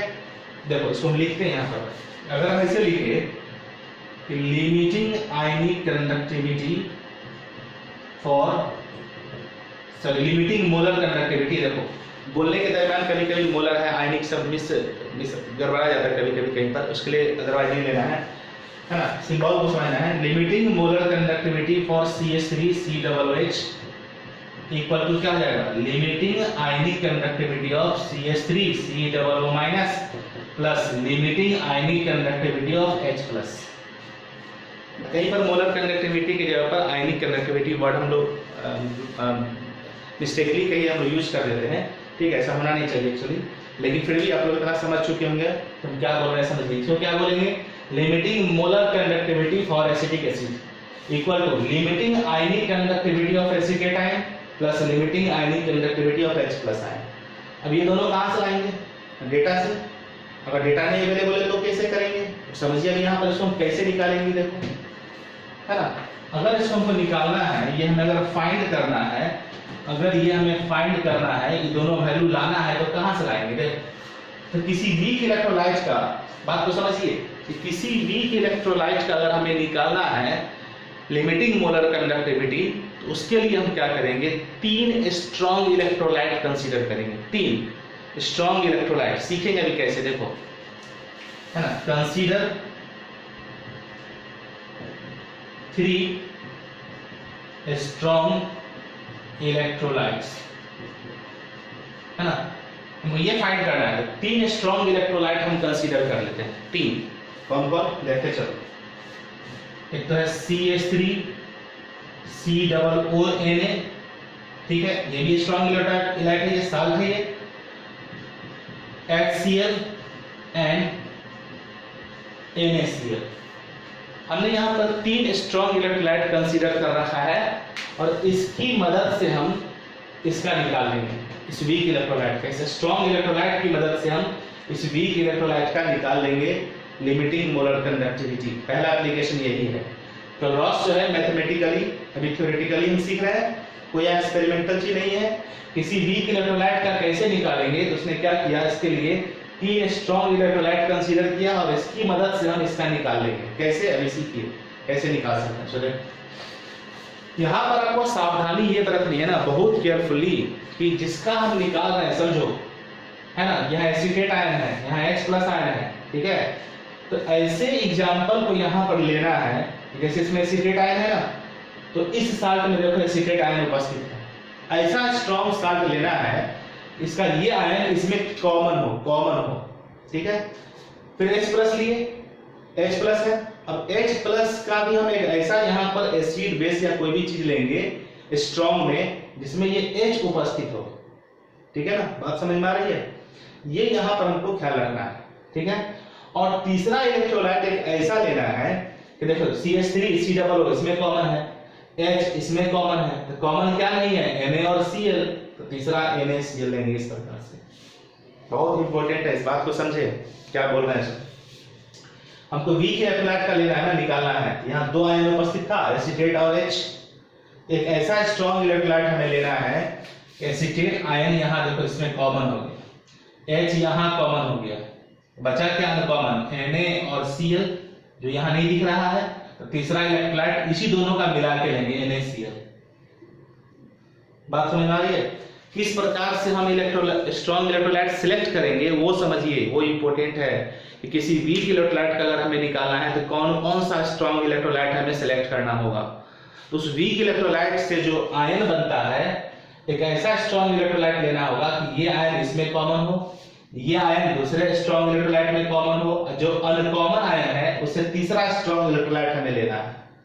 बस इतने काम तो करना है कि नहीं, बहुत आसान है। देखो क्या किया यहाँ पर, इसका कॉमन वाला ये ले लिए, इसका कॉमन वाला Cl ले लिए, NaCl दोनों में नहीं है, तीसरा इलेक्ट्रोलाइट वही NaCl ले लेंगे। बात समझ में आ रही है। चलिए, अब क्या करना है, तीनों स्ट्रॉन्ग इलेक्ट्रोलाइट है, तो स्ट्रॉन्ग इलेक्ट्रोलाइट का तो वैल्यू तो हमें पता रहता है, एक्सपेरिमेंटली पीछे पढ़े हैं स्ट्रॉन्ग इलेक्ट्रोलाइट का। वैसे आपको इसकी कोई आवश्यकता नहीं है, पीछे क्या पढ़े नहीं पढ़े सो, ये केवल एक कैलकुलेटेड मैथमेटिकल चीज सब है जो भी आप निकालना सीख लीजिएगा, ठीक है। करना क्या है वो समझो। ये स्ट्रॉन्ग है, हम एक टेबल देखिएगा, वहां से वैल्यू दिया रहता है सबका, इसका भी दिया रहेगा। हम इसका कैसे निकालना है वो सीखना है पहले, आगे बात समझ में देखो। तो अब यहाँ पर देखते हैं, इसका निकालते हैं। देखो, limiting molar conductivity for CH3COONA, बोलिए क्या होगा? Limiting ionic conductivity of CH3COO minus plus limiting ionic conductivity of Na plus, इसको इक्वेशन 1 मान लेते हैं। फिर limiting molar conductivity for HCl, क्या लिखेंगे? Limiting ionic conductivity of H plus plus limiting ionic conductivity of Cl minus, इसको equation 2 मान लेते हैं। फिर limiting molar conductivity for NaCl, तो हो जाएगा limiting ionic conductivity of Na plus plus limiting ionic conductivity of Cl minus, इसको equation 3 मान लेते हैं। ठीक है ना? अब सोचिए कि इस तीनों का क्या किया जाए ये हमें आ जाए, इस तीनों में क्या करें कि ये हमको निकल जाए। तो बहुत आसान है, देखो बहुत आसान है। करना क्या है ना कि जो यहां आपका आया है, ये जो यहां देखो कॉमन वाला होगा, CH3COO माइनस इसमें कॉमन है, H प्लस इसमें कॉमन है, ये दोनों के लिमिटिंग मोलर कंडक्टिविटी को जोड़ देंगे, यानी इक्वेशन 1 और 2 को जोड़ देंगे, उसमें से 3 वाले को घटा देंगे। करना क्या पता चला? CH3COO माइनस इसमें कॉमन है, H प्लस इसमें कॉमन है, ये दोनों का जो लिमिटिंग मोलर कंडक्टिविटी होगा ये दोनों को जोड़ देंगे, जो अनकॉमन आयन था इसमें नहीं था उसी को घटाना है, माइनस उसी को करना है। बस यही बहादुरी यहाँ पर आपको लगानी है दिमाग, बस बहुत आसान है। देखो कि किसी वीक इलेक्ट्रोलाइट का निकाला है हमें, यहाँ वाट लिख दिए कि इसका निकालना है हमको वैल्यू, तो क्या किया? हम 3 स्ट्रॉन्ग इलेक्ट्रोलाइट कंसीडर कर लिए, 3 स्ट्रॉन्ग इलेक्ट्रोलाइट। किस प्रकार से कंसीडर करेंगे? इस प्रकार से कंसीडर करना है कि जो आयन यहाँ बना है वो इसमें कॉमन हो, इस साथ में एक ऐसा स्ट्रॉन्ग इलेक्ट्रोलाइट लेना है, कोई भी, अब इसके जगह पर कोई भी स्ट्रॉन्ग इस्तेमाल कर सकते हैं, लेकिन इस चीज का ख्याल रखना है कि ये इसमें कॉमन हो, ये इसमें कॉमन हो, और जो अनकॉमन था यहाँ पर उससे तीसरा इलेक्ट्रोलाइट हम लेंगे। ठीक है? तो इसका लिमिटिंग मोलर कंडक्टिविटी कुछ ना कुछ होगा, इसका भी लिमिटिंग मोलर कंडक्टिविटी कुछ ना कुछ होगा, और इसका भी कुछ ना कुछ होता होगा। करना क्या है इसको निकालने के लिए कि इसका कॉमन इसमें है, ये इसमें कॉमन है, तो जिसमें कॉमन है उसको जोड़ देना है, उसके मोलर कंडक्टिविटी को, और जो अनकॉमन था उसको घटा देना है। यहाँ पर तो लिमिटिंग मोलर कंडक्टिविटी ये, लिमिटिंग मोलर कंडक्टिविटी HCl और लिमिटिंग मोलर कंडक्टिविटी NaCl, ये दोनों तो कॉमन है इसमें, इस दोनों को ही हमको ऐड करना है इक्वेशन 1 और 2 को, और उसमें से इक्वेशन 3 को क्या करेंगे? माइनस कर देंगे। हमेशा यही काम करना रहता है। तो 3 इलेक्ट्रोलाइट हम कंसीडर करेंगे इस प्रकार से कि 2 इलेक्ट्रोलाइट में उस वीक इलेक्ट्रोलाइट का आयन कॉमन हो और तीसरा स्ट्रॉन्ग इलेक्ट्रोलाइट अनकॉमन आयन वाला। तो कॉमन आयन वाला जो स्ट्रॉन्ग इलेक्ट्रोलाइट होगा उसके मोलर कंडक्टिविटी को जोड़ेंगे, अनकॉमन वाले को माइनस कर देंगे। तो सही काम यहाँ करना, देखिए निकल जाएगा, है ना? करें यहाँ पर, देखो equation first plus equation second minus equation third, है ना? तो इक्वेशन फर्स्ट क्या है? देखो limiting molar conductivity of CH3COONA plus limiting molar conductivity of HCl minus limiting molar conductivity of NaCl। ये तो करना है। इक्वेशन 1 ये है, इक्वेशन 2 ये है, इक्वेशन 3 ये है, 1 2 को जोड़ दिए, तीसरा आपको माइनस कर दिए। अब इस सब को लिख डालिए। इसके जगह पर आप क्या लिख सकते हैं? देखो limiting ionic conductivity of CH3COO minus plus limiting ionic conductivity of Na plus, इसका हो गया ये, प्लस इसका लिखेंगे limiting ionic conductivity of H plus plus limiting ionic conductivity of Cl minus, minus इसका घटा देंगे तो limiting ionic conductivity of Na plus plus limiting ionic conductivity of Cl minus. तो ये दोनों को जोड़ दिए, इसके वाले को, इस HCl वाले को NaCl वाले को घटा दिए, माइनस माइनस यहाँ माइनस हो जाएगा। तब बोलिए किसको किसको काट सकते हैं? ये माइनस में कट जाएगा, ये भी माइनस हो गया, तो Cl से Cl कट जाएगा, तो क्या बचेगा? ये और ये। लिखिए इसको यहाँ पर, क्या लिख सकते हैं? Limiting ionic conductivity of CH3COO minus plus limiting ionic conductivity of H plus, बाकी तो कट गया, जो यहाँ था बच गया। अब यही चीज क्या है? देखो यही यहाँ लिखा हुआ है, इसी को तो हम ये बोलेंगे ना, इसी को हम क्या लिख सकते हैं? Limiting molar conductivity of CH3COOH। Find हो गया? बात समझ में आया किस तरह करना है? सो इसमें क्या इंपॉर्टेंट है? 3 स्ट्रॉन्ग इलेक्ट्रोलाइट कंसीडर करना। कहां से कंसीडर करेंगे? आपको दिया रहेगा, आपको केवल क्या करना है किसको जोड़ना है और किसको घटाना है ये ध्यान रखना है। तो बहुत आसान तो है, जोड़ना उसको है जिसका आयन कॉमन हो वीक इलेक्ट्रोलाइट के साथ, और घटाना किसको है जिसका आयन कॉमन नहीं था। बस यही काम करना है। क्लियर है? क्या कि यहाँ पर देखो दो को यहाँ जोड़ दिए, एक को घटा दिए। किस दोनों को जोड़े हैं? एसीटेट आयन इसमें कॉमन था, H प्लस यहाँ कॉमन, दोनों को जोड़ दिए। NaCl इसमें है नहीं, NaCl वाले को घटा दिए। इसका वैल्यू यहाँ लिखे, इसका यहाँ लिखे, इसका यहाँ लिखे, जो कट गया सो काट दिए, जो बचा यहाँ देखो रखा हुआ है। और यही तो हमारा ये था, यही नहीं देखो ये चीज तो यहाँ लिखा हुआ है। दैट्स इट, ये पहला एप्लीकेशन है। ठीक है ना, कि हम स्ट्रॉन्ग इलेक्ट्रोलाइट की मदद से वीक का निकाल सकते हैं। बहादुरी यही यहाँ पर है, हम उस प्रकार से स्ट्रॉन्ग इलेक्ट्रोलाइट को कंसीडर करेंगे जिसका वीक इलेक्ट्रोलाइट में जो आयन उपस्थित होगा उस स्ट्रॉन्ग इलेक्ट्रोलाइट में कॉमन हो, दो आयन दो अलग अलग में कॉमन हो। तीसरा जो इलेक्ट्रोलाइट लेंगे इसमें जो अनकॉमन था उसका ले लेंगे, है ना। जैसे देखो CH3COO इसमें कॉमन है, H प्लस इसमें कॉमन है, तो कॉमन क्या नहीं है Na और Cl, तो तीसरा इलेक्ट्रोलाइट हम NaCl लेंगे बस। ठीक है, ये हो गया फर्स्ट एप्लीकेशन। इसे आप नोट कर लीजिए, स्क्रीनशॉट ले लीजिए, फिर हम दूसरा एप्लीकेशन सीखेंगे। तो आइए बच्चों, हम लोग यहाँ पर क्रॉस लॉ का एक दूसरा एप्लीकेशन पढ़ते हैं। ठीक है, इसकी मदद से हम लोग डिग्री ऑफ डिसोसिएशन भी निकाल सकते हैं। वैसे डिग्री ऑफ डिसोसिएशन आप कई बार पढ़ चुके हैं, सुन चुके हैं, है ना। यहाँ पर थोड़ा है डिग्री ऑफ डिसोसिएशन ही निकालेंगे, लेकिन तरीका अलग है। इलेक्ट्रोलाइट के लिए कैसे निकालेंगे, है ना, ये सीखना है। ठीक है, देखो दूसरा एप्लीकेशन कर रहे हैं लोग, calculation of degree of dissociation, degree of dissociation जिसको हम लोग अल्फा से दर्शाते हैं। ठीक है ना, तो देखो हम जानते हैं वीक इलेक्ट्रोलाइट के लिए कि फॉर वीक इलेक्ट्रोलाइट, है ना, क्या करना है मालूम है, बताइए। अगर हम डायल्यूशन करते हैं, सॉल्यूशन को डायल्यूशन करते हैं, ठीक है, तो मोलर कंडक्टिविटी जो है वो बढ़ता है। आप ये बात समझ में? ठीक है, तो डायल्यूट करते जाएंगे, ठीक है, तो उसको हम बोलेंगे molar conductivity at infinite dilution. इसको हम और क्या बोल सकते हैं? लिमिटिंग मोलर कंडक्टिविटी, ठीक है ना। इसको हम किससे दर्शाते हैं? लैम्डा नॉर्टन से। ये होगा मैक्सिमम, ठीक है। लैम्डा नॉर्टन से बड़ा वैल्यू नहीं हो सकता है किसी भी इलेक्ट्रोलाइट के लिए। क्या बोल दिए, पता चला आपको? कुछ नहीं चला। यहाँ देखो, डायल्यूट करेंगे तो लैम्डा एम बढ़ेगा, डायल्यूट करते गए लैम्डा एम बढ़ते गया, तो बढ़ते एक लिमिट तक तो पहुंचेगा। कि हम पिछले एग्जाम्पल में पढ़ाए थे, पिछला वीडियो में, है कि नहीं, कि जब हम डायल्यूट करते जा रहे थे तब देखे थे एक पार्टिकुलर डायल्यूशन पर पहुंचने के बाद लैम्डा नॉर्टन का वैल्यू कांस्टेंट हो गया था, नहीं बढ़ रहा था।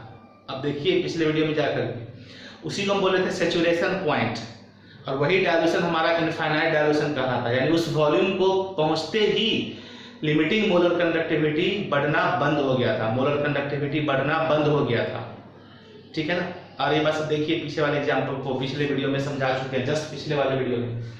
तो अगर हम डायल्यूट करते जाएंगे तो लैम्डा एम बढ़ते चला जाएगा, कैटन, तो बढ़ते एक मैक्सिमम वैल्यू तक पहुंच जाएगा, ठीक है। तो वही मैक्सिमम वैल्यू क्या है? लैम्डा नॉट एम, जिसको यहाँ लिख दिया मैक्सिमम वैल्यू, ठीक है। और अगर हम किसी हो गया इनफाइनाइट डायल्यूशन पर, यानी when concentration tends to zero, जब कंसंट्रेशन जीरो हो गया तो हम ये लिख रहे हैं। इसी को बोलते हैं हम लोग लिमिटिंग मोलर कंडक्टिविटी या molar conductivity at infinite dilution. Dilute करते जाएंगे, लैम्डा एम बढ़ते जाएगा, बढ़ते एक मैक्सिमम वैल्यू रीच कर जाएगा, मैक्सिमम वैल्यू तक पहुंच जाएगा, ठीक है। और यहां तक पहुंचने से पहले जब डायल्यूट आप नहीं कर रहे थे तो किसी न किसी नोन कंसंट्रेशन पर कुछ ना कुछ तो मोलर कंडक्टिविटी रहा होगा। एक दूसरा पॉइंट यहां मान लेते हैं हम लोग कि लैम्डा m जो है, लैम्डा Cm या m, ये क्या है? मोलर कंडक्टिविटी एट एनी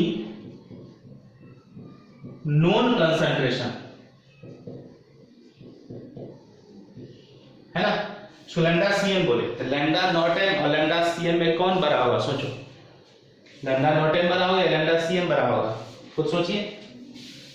ये तो हमारा कोई नोन कंसंट्रेशन है, जिस कंसंट्रेशन को हम जान रहे हैं, कुछ ना कुछ होगा, 0.1 m, 0.2 m, 1 m, 2 m, 3 m, कुछ भी, तो नोन कंसंट्रेशन है। उस नोन कंसंट्रेशन पर कुछ ना कुछ तो मोलर कंडक्टिविटी रहा होगा, उसको क्या बोले? Lambda Cm। अब इसी सॉल्यूशन को हम डाइल्यूट करते जाएंगे तो लैम्डा Cm का वैल्यू बढ़ते बढ़ते कहां तक पहुंच जाएगा? लैम्डा नॉट m तक। जो मैक्सिमम वैल्यू पहुंच जाएगा वही हमारा लैम्डा नॉट m कहलाता है। बात समझ में आ रही है क्या बोल रहे हैं? इसको नहीं समझ में आ रहा? मान लो कि 0.1 m कंसंट्रेशन पर लैम्डा Cm का वैल्यू मान लेते हैं कि कुछ है, कुछ सपोज करो 125 है साइमन सेंटीमीटर स्क्वायर पर मोल।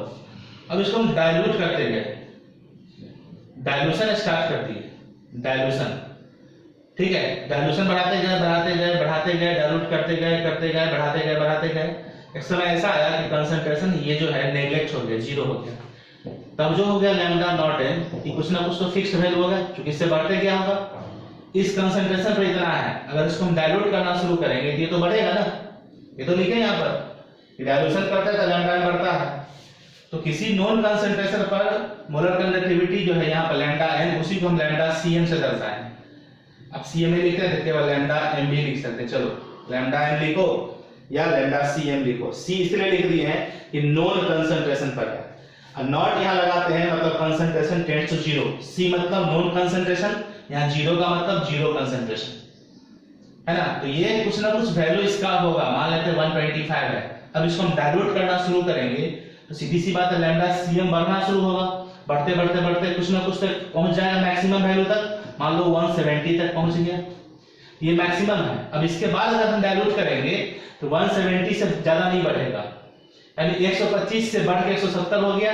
125 कितना पर था? 0.1 m कंसंट्रेशन पर, उसको बोले मोलर कंडक्टिविटी, चूंकि नॉन कंसंट्रेशन पर दिया हुआ है। लेकिन जैसे आप इसको डाइल्यूट करना शुरू करेंगे तो ये बढ़ते एक मैक्सिमम वैल्यू तक रीच कर जाएगा, जहां पर कंसंट्रेशन हम जीरो मानते हैं, उसको क्या बोलते हैं? लिमिटिंग मोलर कंडक्टिविटी, जो 170 है इस डाइल्यूशन पर। अब इसका आगे अगर हम डाइल्यूट करते भी हैं तो इस पर कोई फर्क नहीं पड़ रहा है, मैक्सिमम यहां तक हो गया। बात समझ में आ रही है? बात को समझिए, ठीक है। इसका भी कोई काम नहीं था, मैं तो इस तरह इसको समझा रहा था। यानी यहां पर ये समझना है ना, ऐसे मैं लिख देता हूं कि लैम्डा Cm जो होगा नॉन कंसंट्रेशन पर मोलर कंडक्टिविटी हमेशा कम होगा लैम्डा नॉट m से। ये इंपॉर्टेंट है, क्योंकि मैक्सिमम वैल्यू है इनफाइनाइट डाइल्यूशन पर, ये नॉन कंसंट्रेशन पर। जैसे हम ग्राफ खींचे थे यहां पर, ठीक है, ये नॉन कंसंट्रेशन था, नॉन कंसंट्रेशन याद आ रहा है? कल ग्राफ खींचे थे, नॉन कंसंट्रेशन था, और यही जब कंसंट्रेशन हमारा यहाँ जीरो हो गया था, ये तो हमारा मैक्सिमम वैल्यू था, ये इससे बड़ा तो नहीं हो रहा, यही हमारा मैक्सिमम वैल्यू था। आ रही बात समझ में? ये हो गया आपका लैम्डा Cm और ये हो गया लैम्डा नॉट m।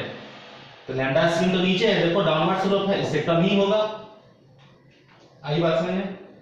इस तरह वीक का भी आप समझिए, वीक का भी इसी तरह है, ठीक है ना। ये समझ में आ गया? तो चलो इतना समझ में अगर आ गया तो अब कुछ भी नहीं है। देयरफॉर अगर हम डिग्री ऑफ डिसोसिएशन निकालेंगे, डिग्री ऑफ डिसोसिएशन अल्फा, तो क्या करिएगा मालूम है? बस कुछ नहीं करना है, lambda Cm by lambda naught m, बस हो गया। किसी नॉन कंसंट्रेशन पर जो मोलर कंडक्टिविटी होगा, जो कम वैल्यू होगा यहां बैठाएंगे, और जो मैक्सिमम वैल्यू होगा यहां बैठाएंगे, ठीक है। यहां भी अल्फा का जो वैल्यू होगा एक से छोटा ही आएगा, तो ये तो छोटा वैल्यू है, ये बड़ा वैल्यू है, मैक्सिमम वैल्यू है। देखो मैक्सिमम है यहाँ पर लिखा हुआ, मैक्सिमम है ये, ऐसे छोटा है ये, तो छोटा वैल्यू ऊपर बैठाएंगे, बड़ा वैल्यू नीचे बैठाएंगे, एक से छोटा वैल्यू आएगा। और कंसंट्रेशन जितना ज्यादा होगा ये उतना कम होगा, ठीक है। पढ़े हैं कि यहाँ पर ये जो है कंसंट्रेशन की इनवर्सली प्रोपोर्शनल है, कंसंट्रेशन ज्यादा मतलब ये कम, या ये कम तो ये ज्यादा। तो जितना ज्यादा कंसंट्रेशन होगा ई वैल्यू उतना छोटा आएगा, अल्फा उतना छोटा आएगा। ठीक है, आ रही बात समझ में? अल्फा का वैल्यू उतना ही छोटा होगा। बात समझ में आ रही है? सही, अल्फा का वैल्यू बढ़ेगा ना।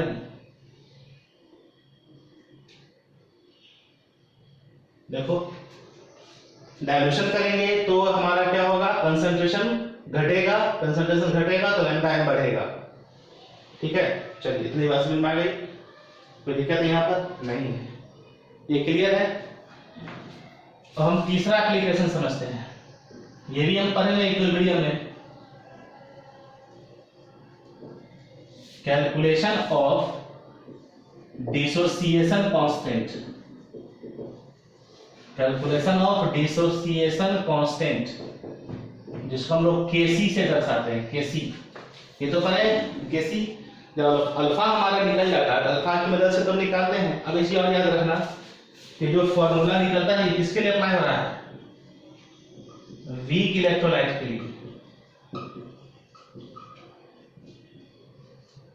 है ना। चूंकि स्ट्रॉन्ग इलेक्ट्रोलाइट के लिए अल्फा का वैल्यू तो लगभग 1 होता है ना। स्ट्रॉन्ग इलेक्ट्रोलाइट के लिए अल्फा का वैल्यू लगभग 1 होता है। ठीक है, और इस पर बहुत ज्यादा फर्क, स्ट्रॉन्ग इलेक्ट्रोलाइट अगर है, अगर उसको हम डाइल्यूट करेंगे तो धीरे धीरे धीरे धीरे ही बढ़ेगा। अब वीक इलेक्ट्रोलाइट के लिए तेजी से बढ़ता है, जैसा ग्राफ मैंने पीछे बताया था। ठीक है, अब देखो तो फॉर्मूला हम लोग पढ़े हैं, इस फॉर्मूला को पढ़ चुके हैं, Kc equal to C alpha square by 1 minus alpha. ये तो पढ़े हैं पीछे फॉर्मूला। अल्फा अगर हमें पता है तो उससे निकल जाएगा। यहाँ अल्फा क्या है, डिग्री ऑफ डिसोसिएशन, और सी क्या है, concentration, concentration of electrolytic solution.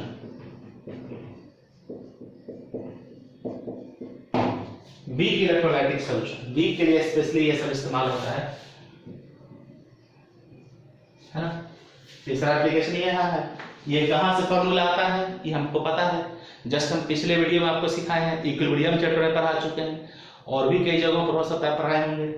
ठीक है, तो इसको बार बार डिराइव करने की आवश्यकता नहीं, पिछला वीडियो आप देख लीजिए, फॉर्मूला आपको डिराइव है, एसिटिक एसिड के लिए मैंने निकाला था।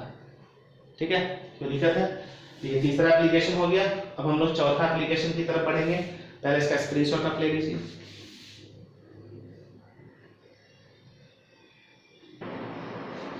तो आइए बच्चों, अब हम लोग क्रॉस लॉ का चौथा एप्लीकेशन पढ़ते हैं। ठीक है, क्या है चौथा एप्लीकेशन वो समझो।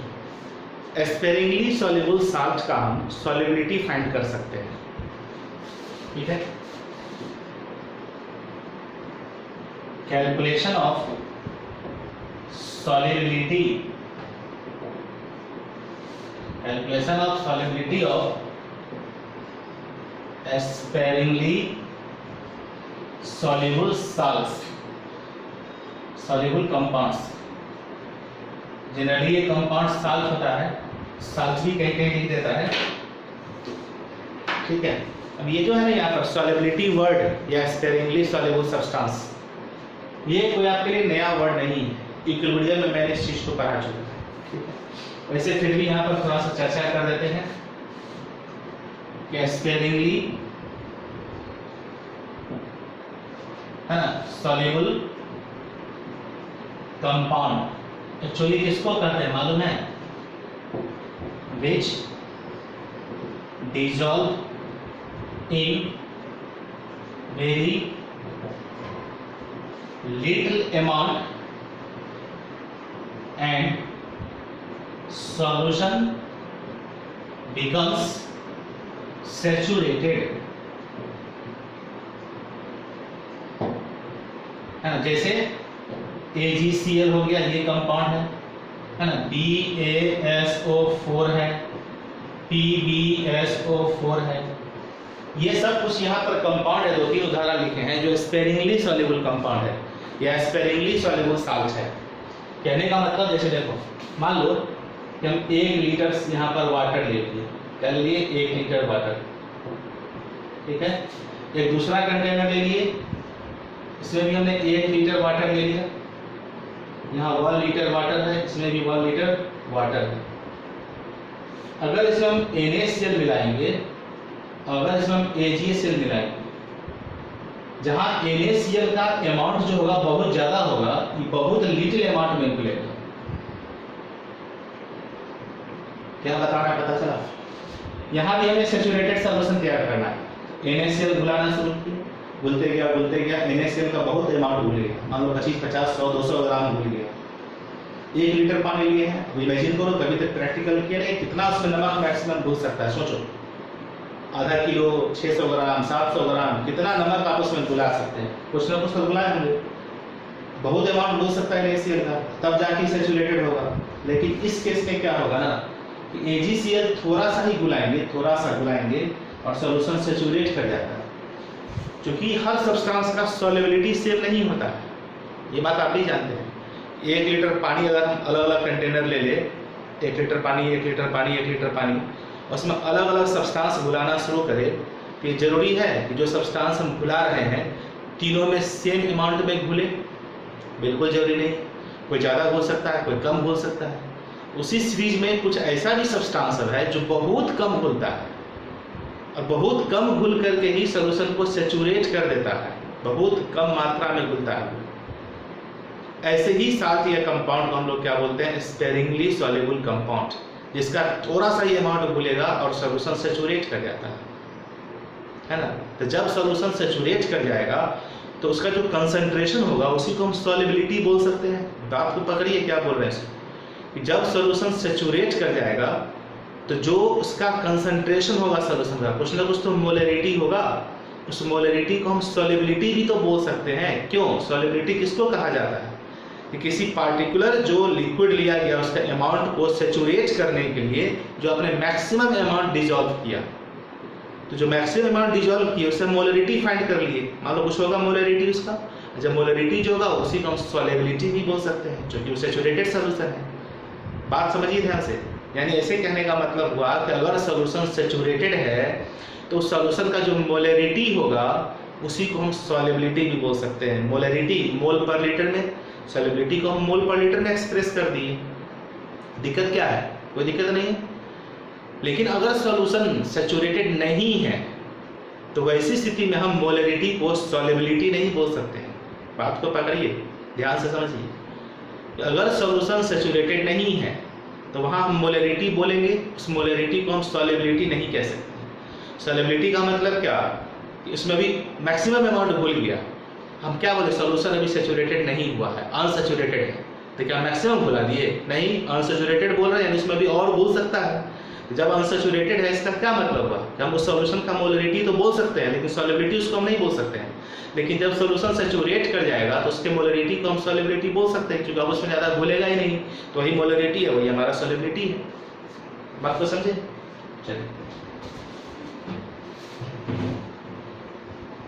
इस बात को यहाँ समझ गए अभी आप, तो ऐसे समझो, ठीक है, कि ये जो है आपका ये सब साल्ट जो है थोड़ा सा ही घुलेगा और सॉल्यूशन सैचुरेट कर जाएगा। Add saturated for saturated solution, for saturated solution of sparingly soluble compound। वैसे कोई भी कंपाउंड के लिए हम बोल सकते हैं, जरूरी नहीं कि स्पेरिंगली ही हो, कोई भी कंपाउंड हो सकता है, क्योंकि यहाँ स्पेरिंगली के लिए पढ़ रहा है इसलिए यहाँ स्पेरिंगली लिख दिए, अदरवाइज ये बात हम किसी के लिए भी बोल सकते हैं। For saturated solution of sparingly soluble compound the concentration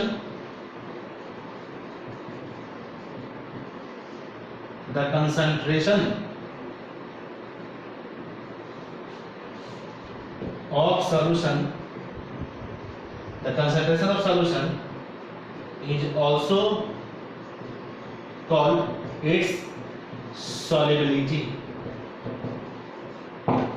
ठीक है, उसको solubility बोल सकते हैं। तो therefore हम फार्मूला क्या पढ़े बताओ कि लैम्डा नॉट एम या लैम्डा एम इक्वल टू क्या पढ़े थे? Kappa into 1000 by molarity. ये तो फॉर्मूला आपने पढ़ा है पीछे, रख के देखिए पिछले वाले वीडियो में आपका पढ़ा हुआ है ना, आगे बात समझ में। चूंकि यहाँ पर ये V के इलेक्ट्रोलाइट के लिए पढ़ रहे हैं इनफाइनाइट डायल्यूशन पर, यहाँ लैम्डा नॉट m लगा दी, ठीक है, लैम्डा नॉट m हो या केवल m हो, उससे कोई दिक्कत नहीं है, ठीक है। चलो इसको हटा ही देते हैं। यहाँ मोलरिटी की जगह पर हम सॉल्युबिलिटी भी इस्तेमाल कर सकते हैं, क्योंकि सैचुरेटेड सॉल्यूशन हो गया, सैचुरेशन की अवस्था में जो मोलरिटी होगा उसको हम सॉल्युबिलिटी भी कहेंगे। इसी को हम लिख सकते हैं कप्पा इंटू 1000 बाय सॉल्युबिलिटी। यहां से अगर हम सॉल्युबिलिटी निकालें, ठीक है, तो ऐसे समझो यहाँ पर कि थोड़ा सा अगर एजीसीएल घुला है और सॉल्यूशन सैचुरेट हो जाता है तो उसको हम इनफाइनाइट डायल्यूशन तो बोल ही सकते थे। थोड़ा सा अमाउंट घुला है एजीसीएल के या किसी का भी, और उसमें सॉल्वेंट अगर बहुत ज़्यादा दिया गया तो थोड़ा सा ही अमाउंट घुला सॉल्यूशन सैचुरेट करेगा, उसको आप इनफाइनाइट डायल्यूशन बोल सकते हैं, ठीक है। यहाँ पर कोई दिक्कत नहीं है, लैम्डा m लिखे या लैम्डा नॉट m लिखे, उससे दिक्कत नहीं है। तो सॉल्युबिलिटी इक्वल टू क्या हो जाएगा, कप्पा इंटू 1000 बाय क्या हो जाएगा, लैम्डा नॉट m।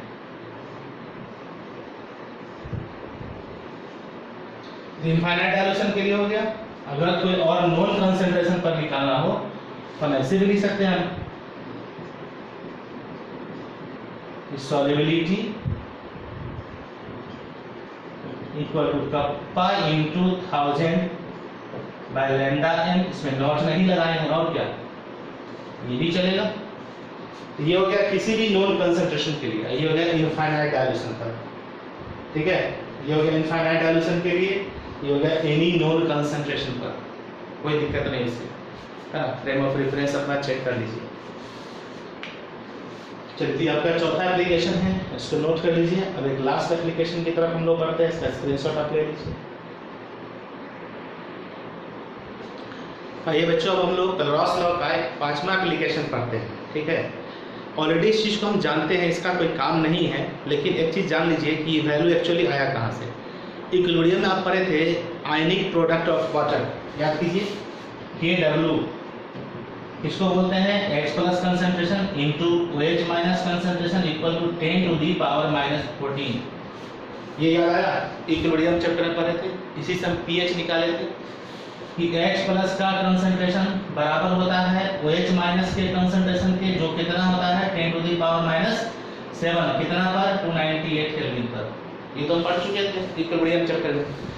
बस जो है क्लॉस लॉ का एप्लीकेशन, इसका डेरिवेशन भी है, बस यही है 5वां एप्लीकेशन। एक्चुअली जो KW का वैल्यू हम निकालते हैं 10 to the power minus 14, actually आया कहाँ से, है ना। 5वां एप्लीकेशन यही है, इसमें हमको ये नहीं जानना है, बस इसका कहो एक एक्स्ट्रा है। वैसे जनरली बुक्स में 4 एप्लीकेशन ही दिया रहता है, जो मैंने आपको पीछे पढ़ा रखा है। कि 5वां एप्लीकेशन मैं आपको बता रहा हूँ, इसका कोई काम नहीं है, ये एक केवल डेरिवेशन है कि आयनिक प्रोडक्ट ऑफ वाटर जो हम 10 to the power minus 14 equilibrium chapter में पढ़े हैं, वो एक्चुअली डिराइव कैसे, वो वैल्यू कैसे आया है कि नहीं, तो उसको हम यहाँ पर डिराइव भी कर रहे हैं। एक्चुअली वो एक्सपेरिमेंटल चीज़ भी है कि 298 केल्विन पर, चूँकि हम जानते हैं कि वाटर एक वीक इलेक्ट्रोलाइट होता है, तो वो पार्शियली ही डिसोसिएट होगा। तो वैसी स्थिति में H प्लस कंसंट्रेशन जो होता है 10 टू दी पावर माइनस 7 होता है, बहुत कम है ये 10 to the power minus 7। OH का भी कंसंट्रेशन यही होगा, क्योंकि वाटर जो टूटेगा तो जितना H प्लस बनेगा उतना ही OH माइनस बनेगा, तो दोनों का कंसंट्रेशन बराबर होगा। बात समझ में आ रही है ना।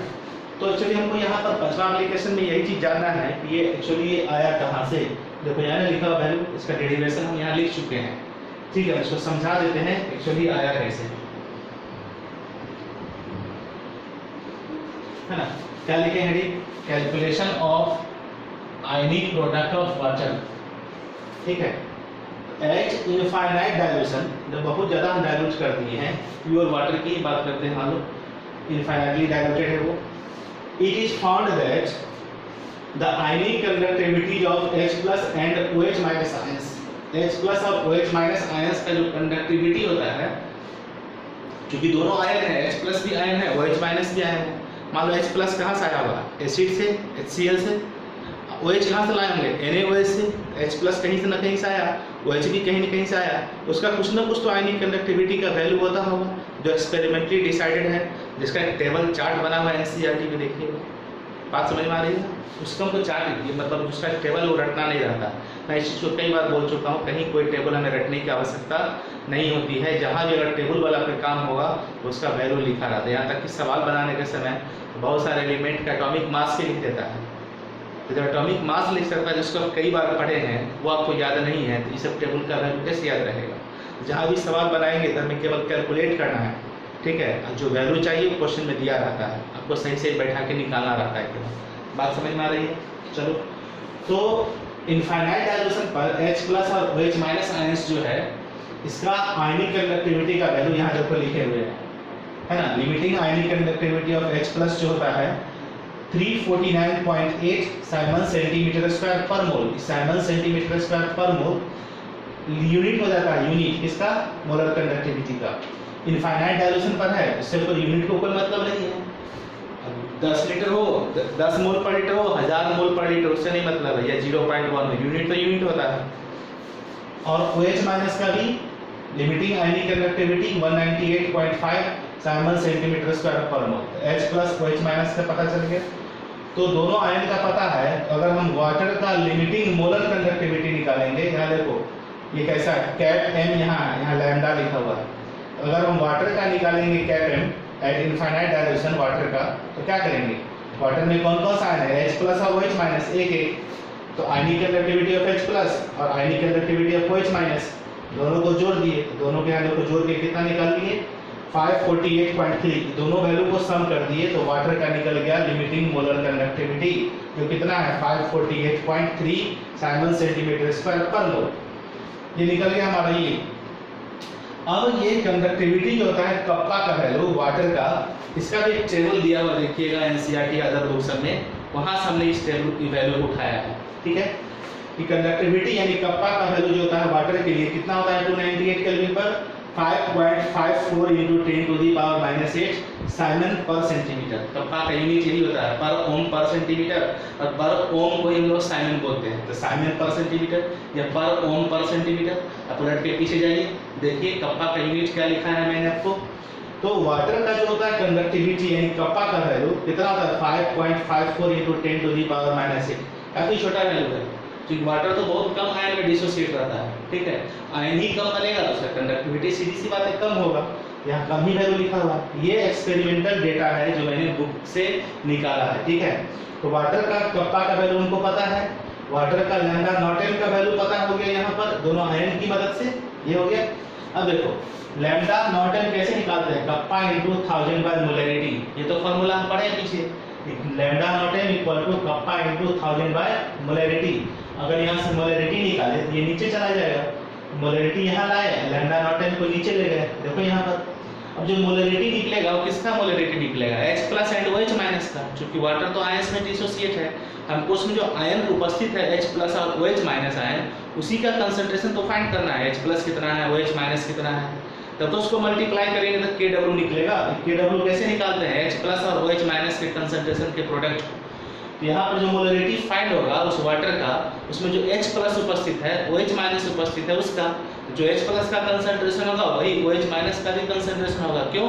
क्योंकि वाटर के डिसोसिएशन से जितना H प्लस बना होगा उतना OH माइनस भी बना होगा। तो वही लिखे हैं molarity that is H plus ion और OH माइनस आयन कंसंट्रेशन।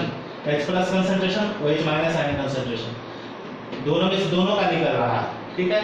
तो मोलैरिटी इक्वल टू क्या हो गया? Kappa × 1000 by lambda naught. देखो मोलैरिटी इक्वल टू ये लिख दी हमने, मोलैरिटी इक्वल टू। अब ये सब वैल्यू हमको वाटर के लिए पता है। कप्पा का वैल्यू कितना है देखो 5.54 × 10⁻⁸ बैठा दिए, 1000 का 1000 बैठा दिए। लैम्डा नॉट वाटर का कितना निकालेंगे? अब देखो लैम्डा नॉट कितना निकाला है 548.3, यहाँ बैठा दिए 548.3। जब इसको सिंप्लीफाई करते हैं 1.01 × 10⁻⁻7 आता है। कितना आता है? 1.01 × 10⁻⁻7, ठीक है। किसका मोलैरिटी निकला मालूम है? H प्लस का भी यही मोलैरिटी हुआ और OH माइनस का भी यही हुआ। ये दोनों का मोलैरिटी बराबर होगा। स्क्वायर ब्रैकेट का मतलब क्या समझता हूँ? Molar concentration. स्क्वायर ब्रैकेट का मतलब मोलर कंसंट्रेशन। ऑलरेडी मैंने यहाँ लिख रखा है कि जो H प्लस आयन कंसंट्रेशन का molarity, OH minus ion concentration का मोलैरिटी, यहाँ फाइंड हो गया हमको इतना। KW किसको बोलते हैं?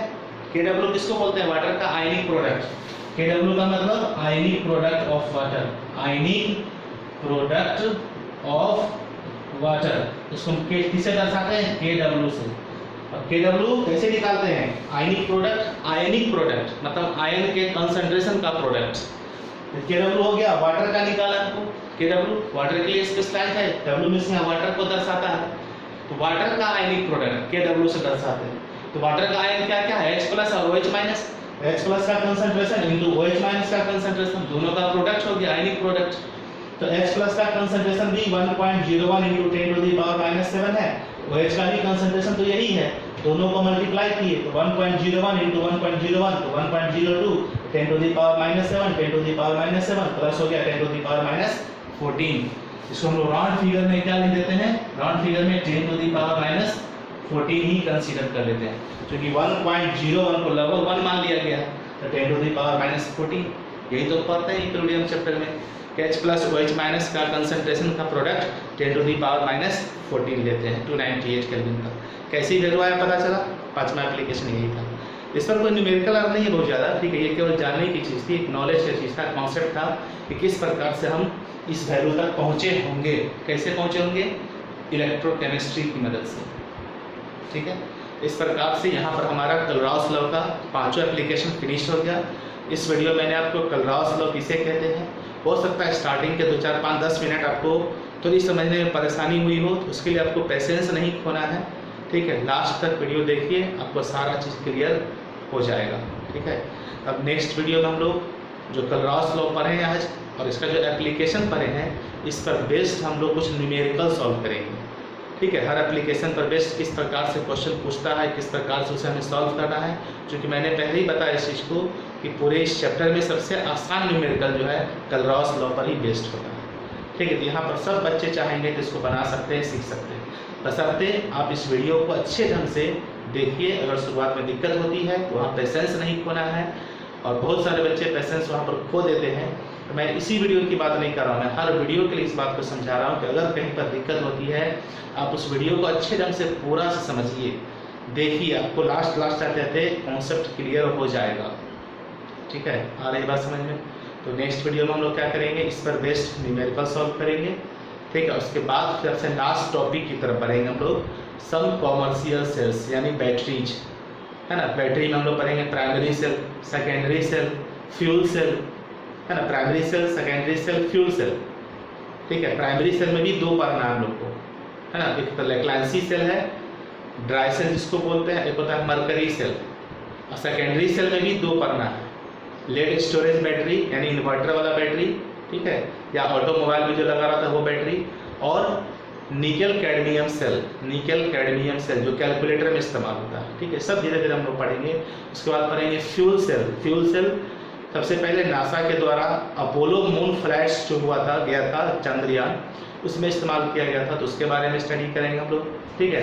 तो जो स्टार्टिंग हमारा सिलेबस था ना, उसमें जो दिया हुआ है वही सब हम पढ़ते हैं, और अब तो एक पर एक बैटरी सब आ गया है, लैपटॉप का बैटरी है, मोबाइल का बैटरी है, वो अलग है ना। लिथियम आयन बैटरी कहलाता है, मोबाइल का, लैपटॉप का लिथियम आयन बैटरी, वो हमें सिलेबस में नहीं पढ़ना है, ठीक है। सिलेबस में हमको केवल पढ़ना है निकेट cell, dry cell, lead storage battery, ठीक है, और एक आपका वो मरकरी सेल।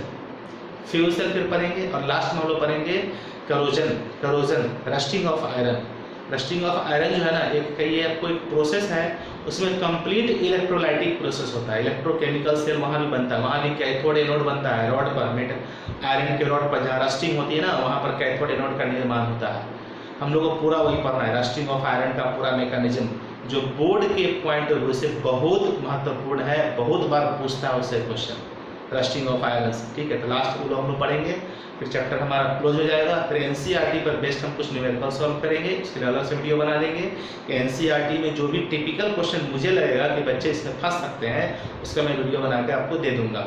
कोशिश करूंगा सॉल्यूशन का भी ऐसा है वीडियो आपको एक अवेलेबल करा दें, जिसमें एनसीईआरटी का जो टफ क्वेश्चन है, जिसमें जनरली बच्चे फंस जाते हैं, उसका भी आपको वीडियो बना के दे दें। बाकी जो क्वेश्चन हम नहीं बना के देंगे तो समझिए कि वो क्वेश्चन आपसे बनने लायक होगा तो ही नहीं बना के देंगे, ठीक है। तो इसका मतलब उस क्वेश्चन पर आपको खुद से ब्रेन लगाना होगा, ठीक है।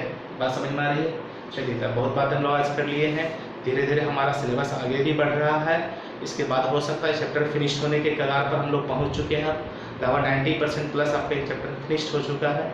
जो बचा हुआ है नेक्स्ट कुछ वीडियो में वो भी खत्म ही हो जाएगा। आप लोगों को घर पर रख करके मेहनत करना है और अगले साल कॉम्पिटिटिव एग्जाम की तैयारी करनी है जम करके आप लोगों को, ठीक है। कहीं कोई फर्क नहीं पड़ रहा है, जो भी टॉपिक चैप्टर आपका बचा हुआ रहेगा सब आगे जब क्लास ओपन होगा फिर चलेगा, इसलिए कहीं टेंशनाइज होने की आवश्यकता नहीं। जितना हम लोग सोचते हैं अपने बारे में, हमारी सरकारें भी उतनी सोचती है। अगर आगे मान लो डिले से सिलेबस स्टार्ट होता है तो सीधी सी बात है, या तो सिलेबस में संशोधन किया जाएगा या अगला साल एग्जामिनेशन का डेट बढ़ा है, कुछ ना कुछ तो सरकार करेगी, ठीक है। नहीं करेगी तो जो समस्या क्रिएट होगा वो सबके लिए क्रिएट होगा। दुनिया में जितने बच्चे पढ़ाई कर रहे हैं सबके लिए समस्या होगी, इसलिए इससे डरने की आवश्यकता नहीं है बल्कि लड़ने की आवश्यकता है, ठीक है। और मेहनत करना है और आपकी मेहनत से ही आपका रिजल्ट होगा, एकदम इस चीज़ को दिमाग बैठा लीजिए, है ना। दूसरा कोई रिजल्ट नहीं करता है, बच्चे की मेहनत से उसका रिजल्ट होना है।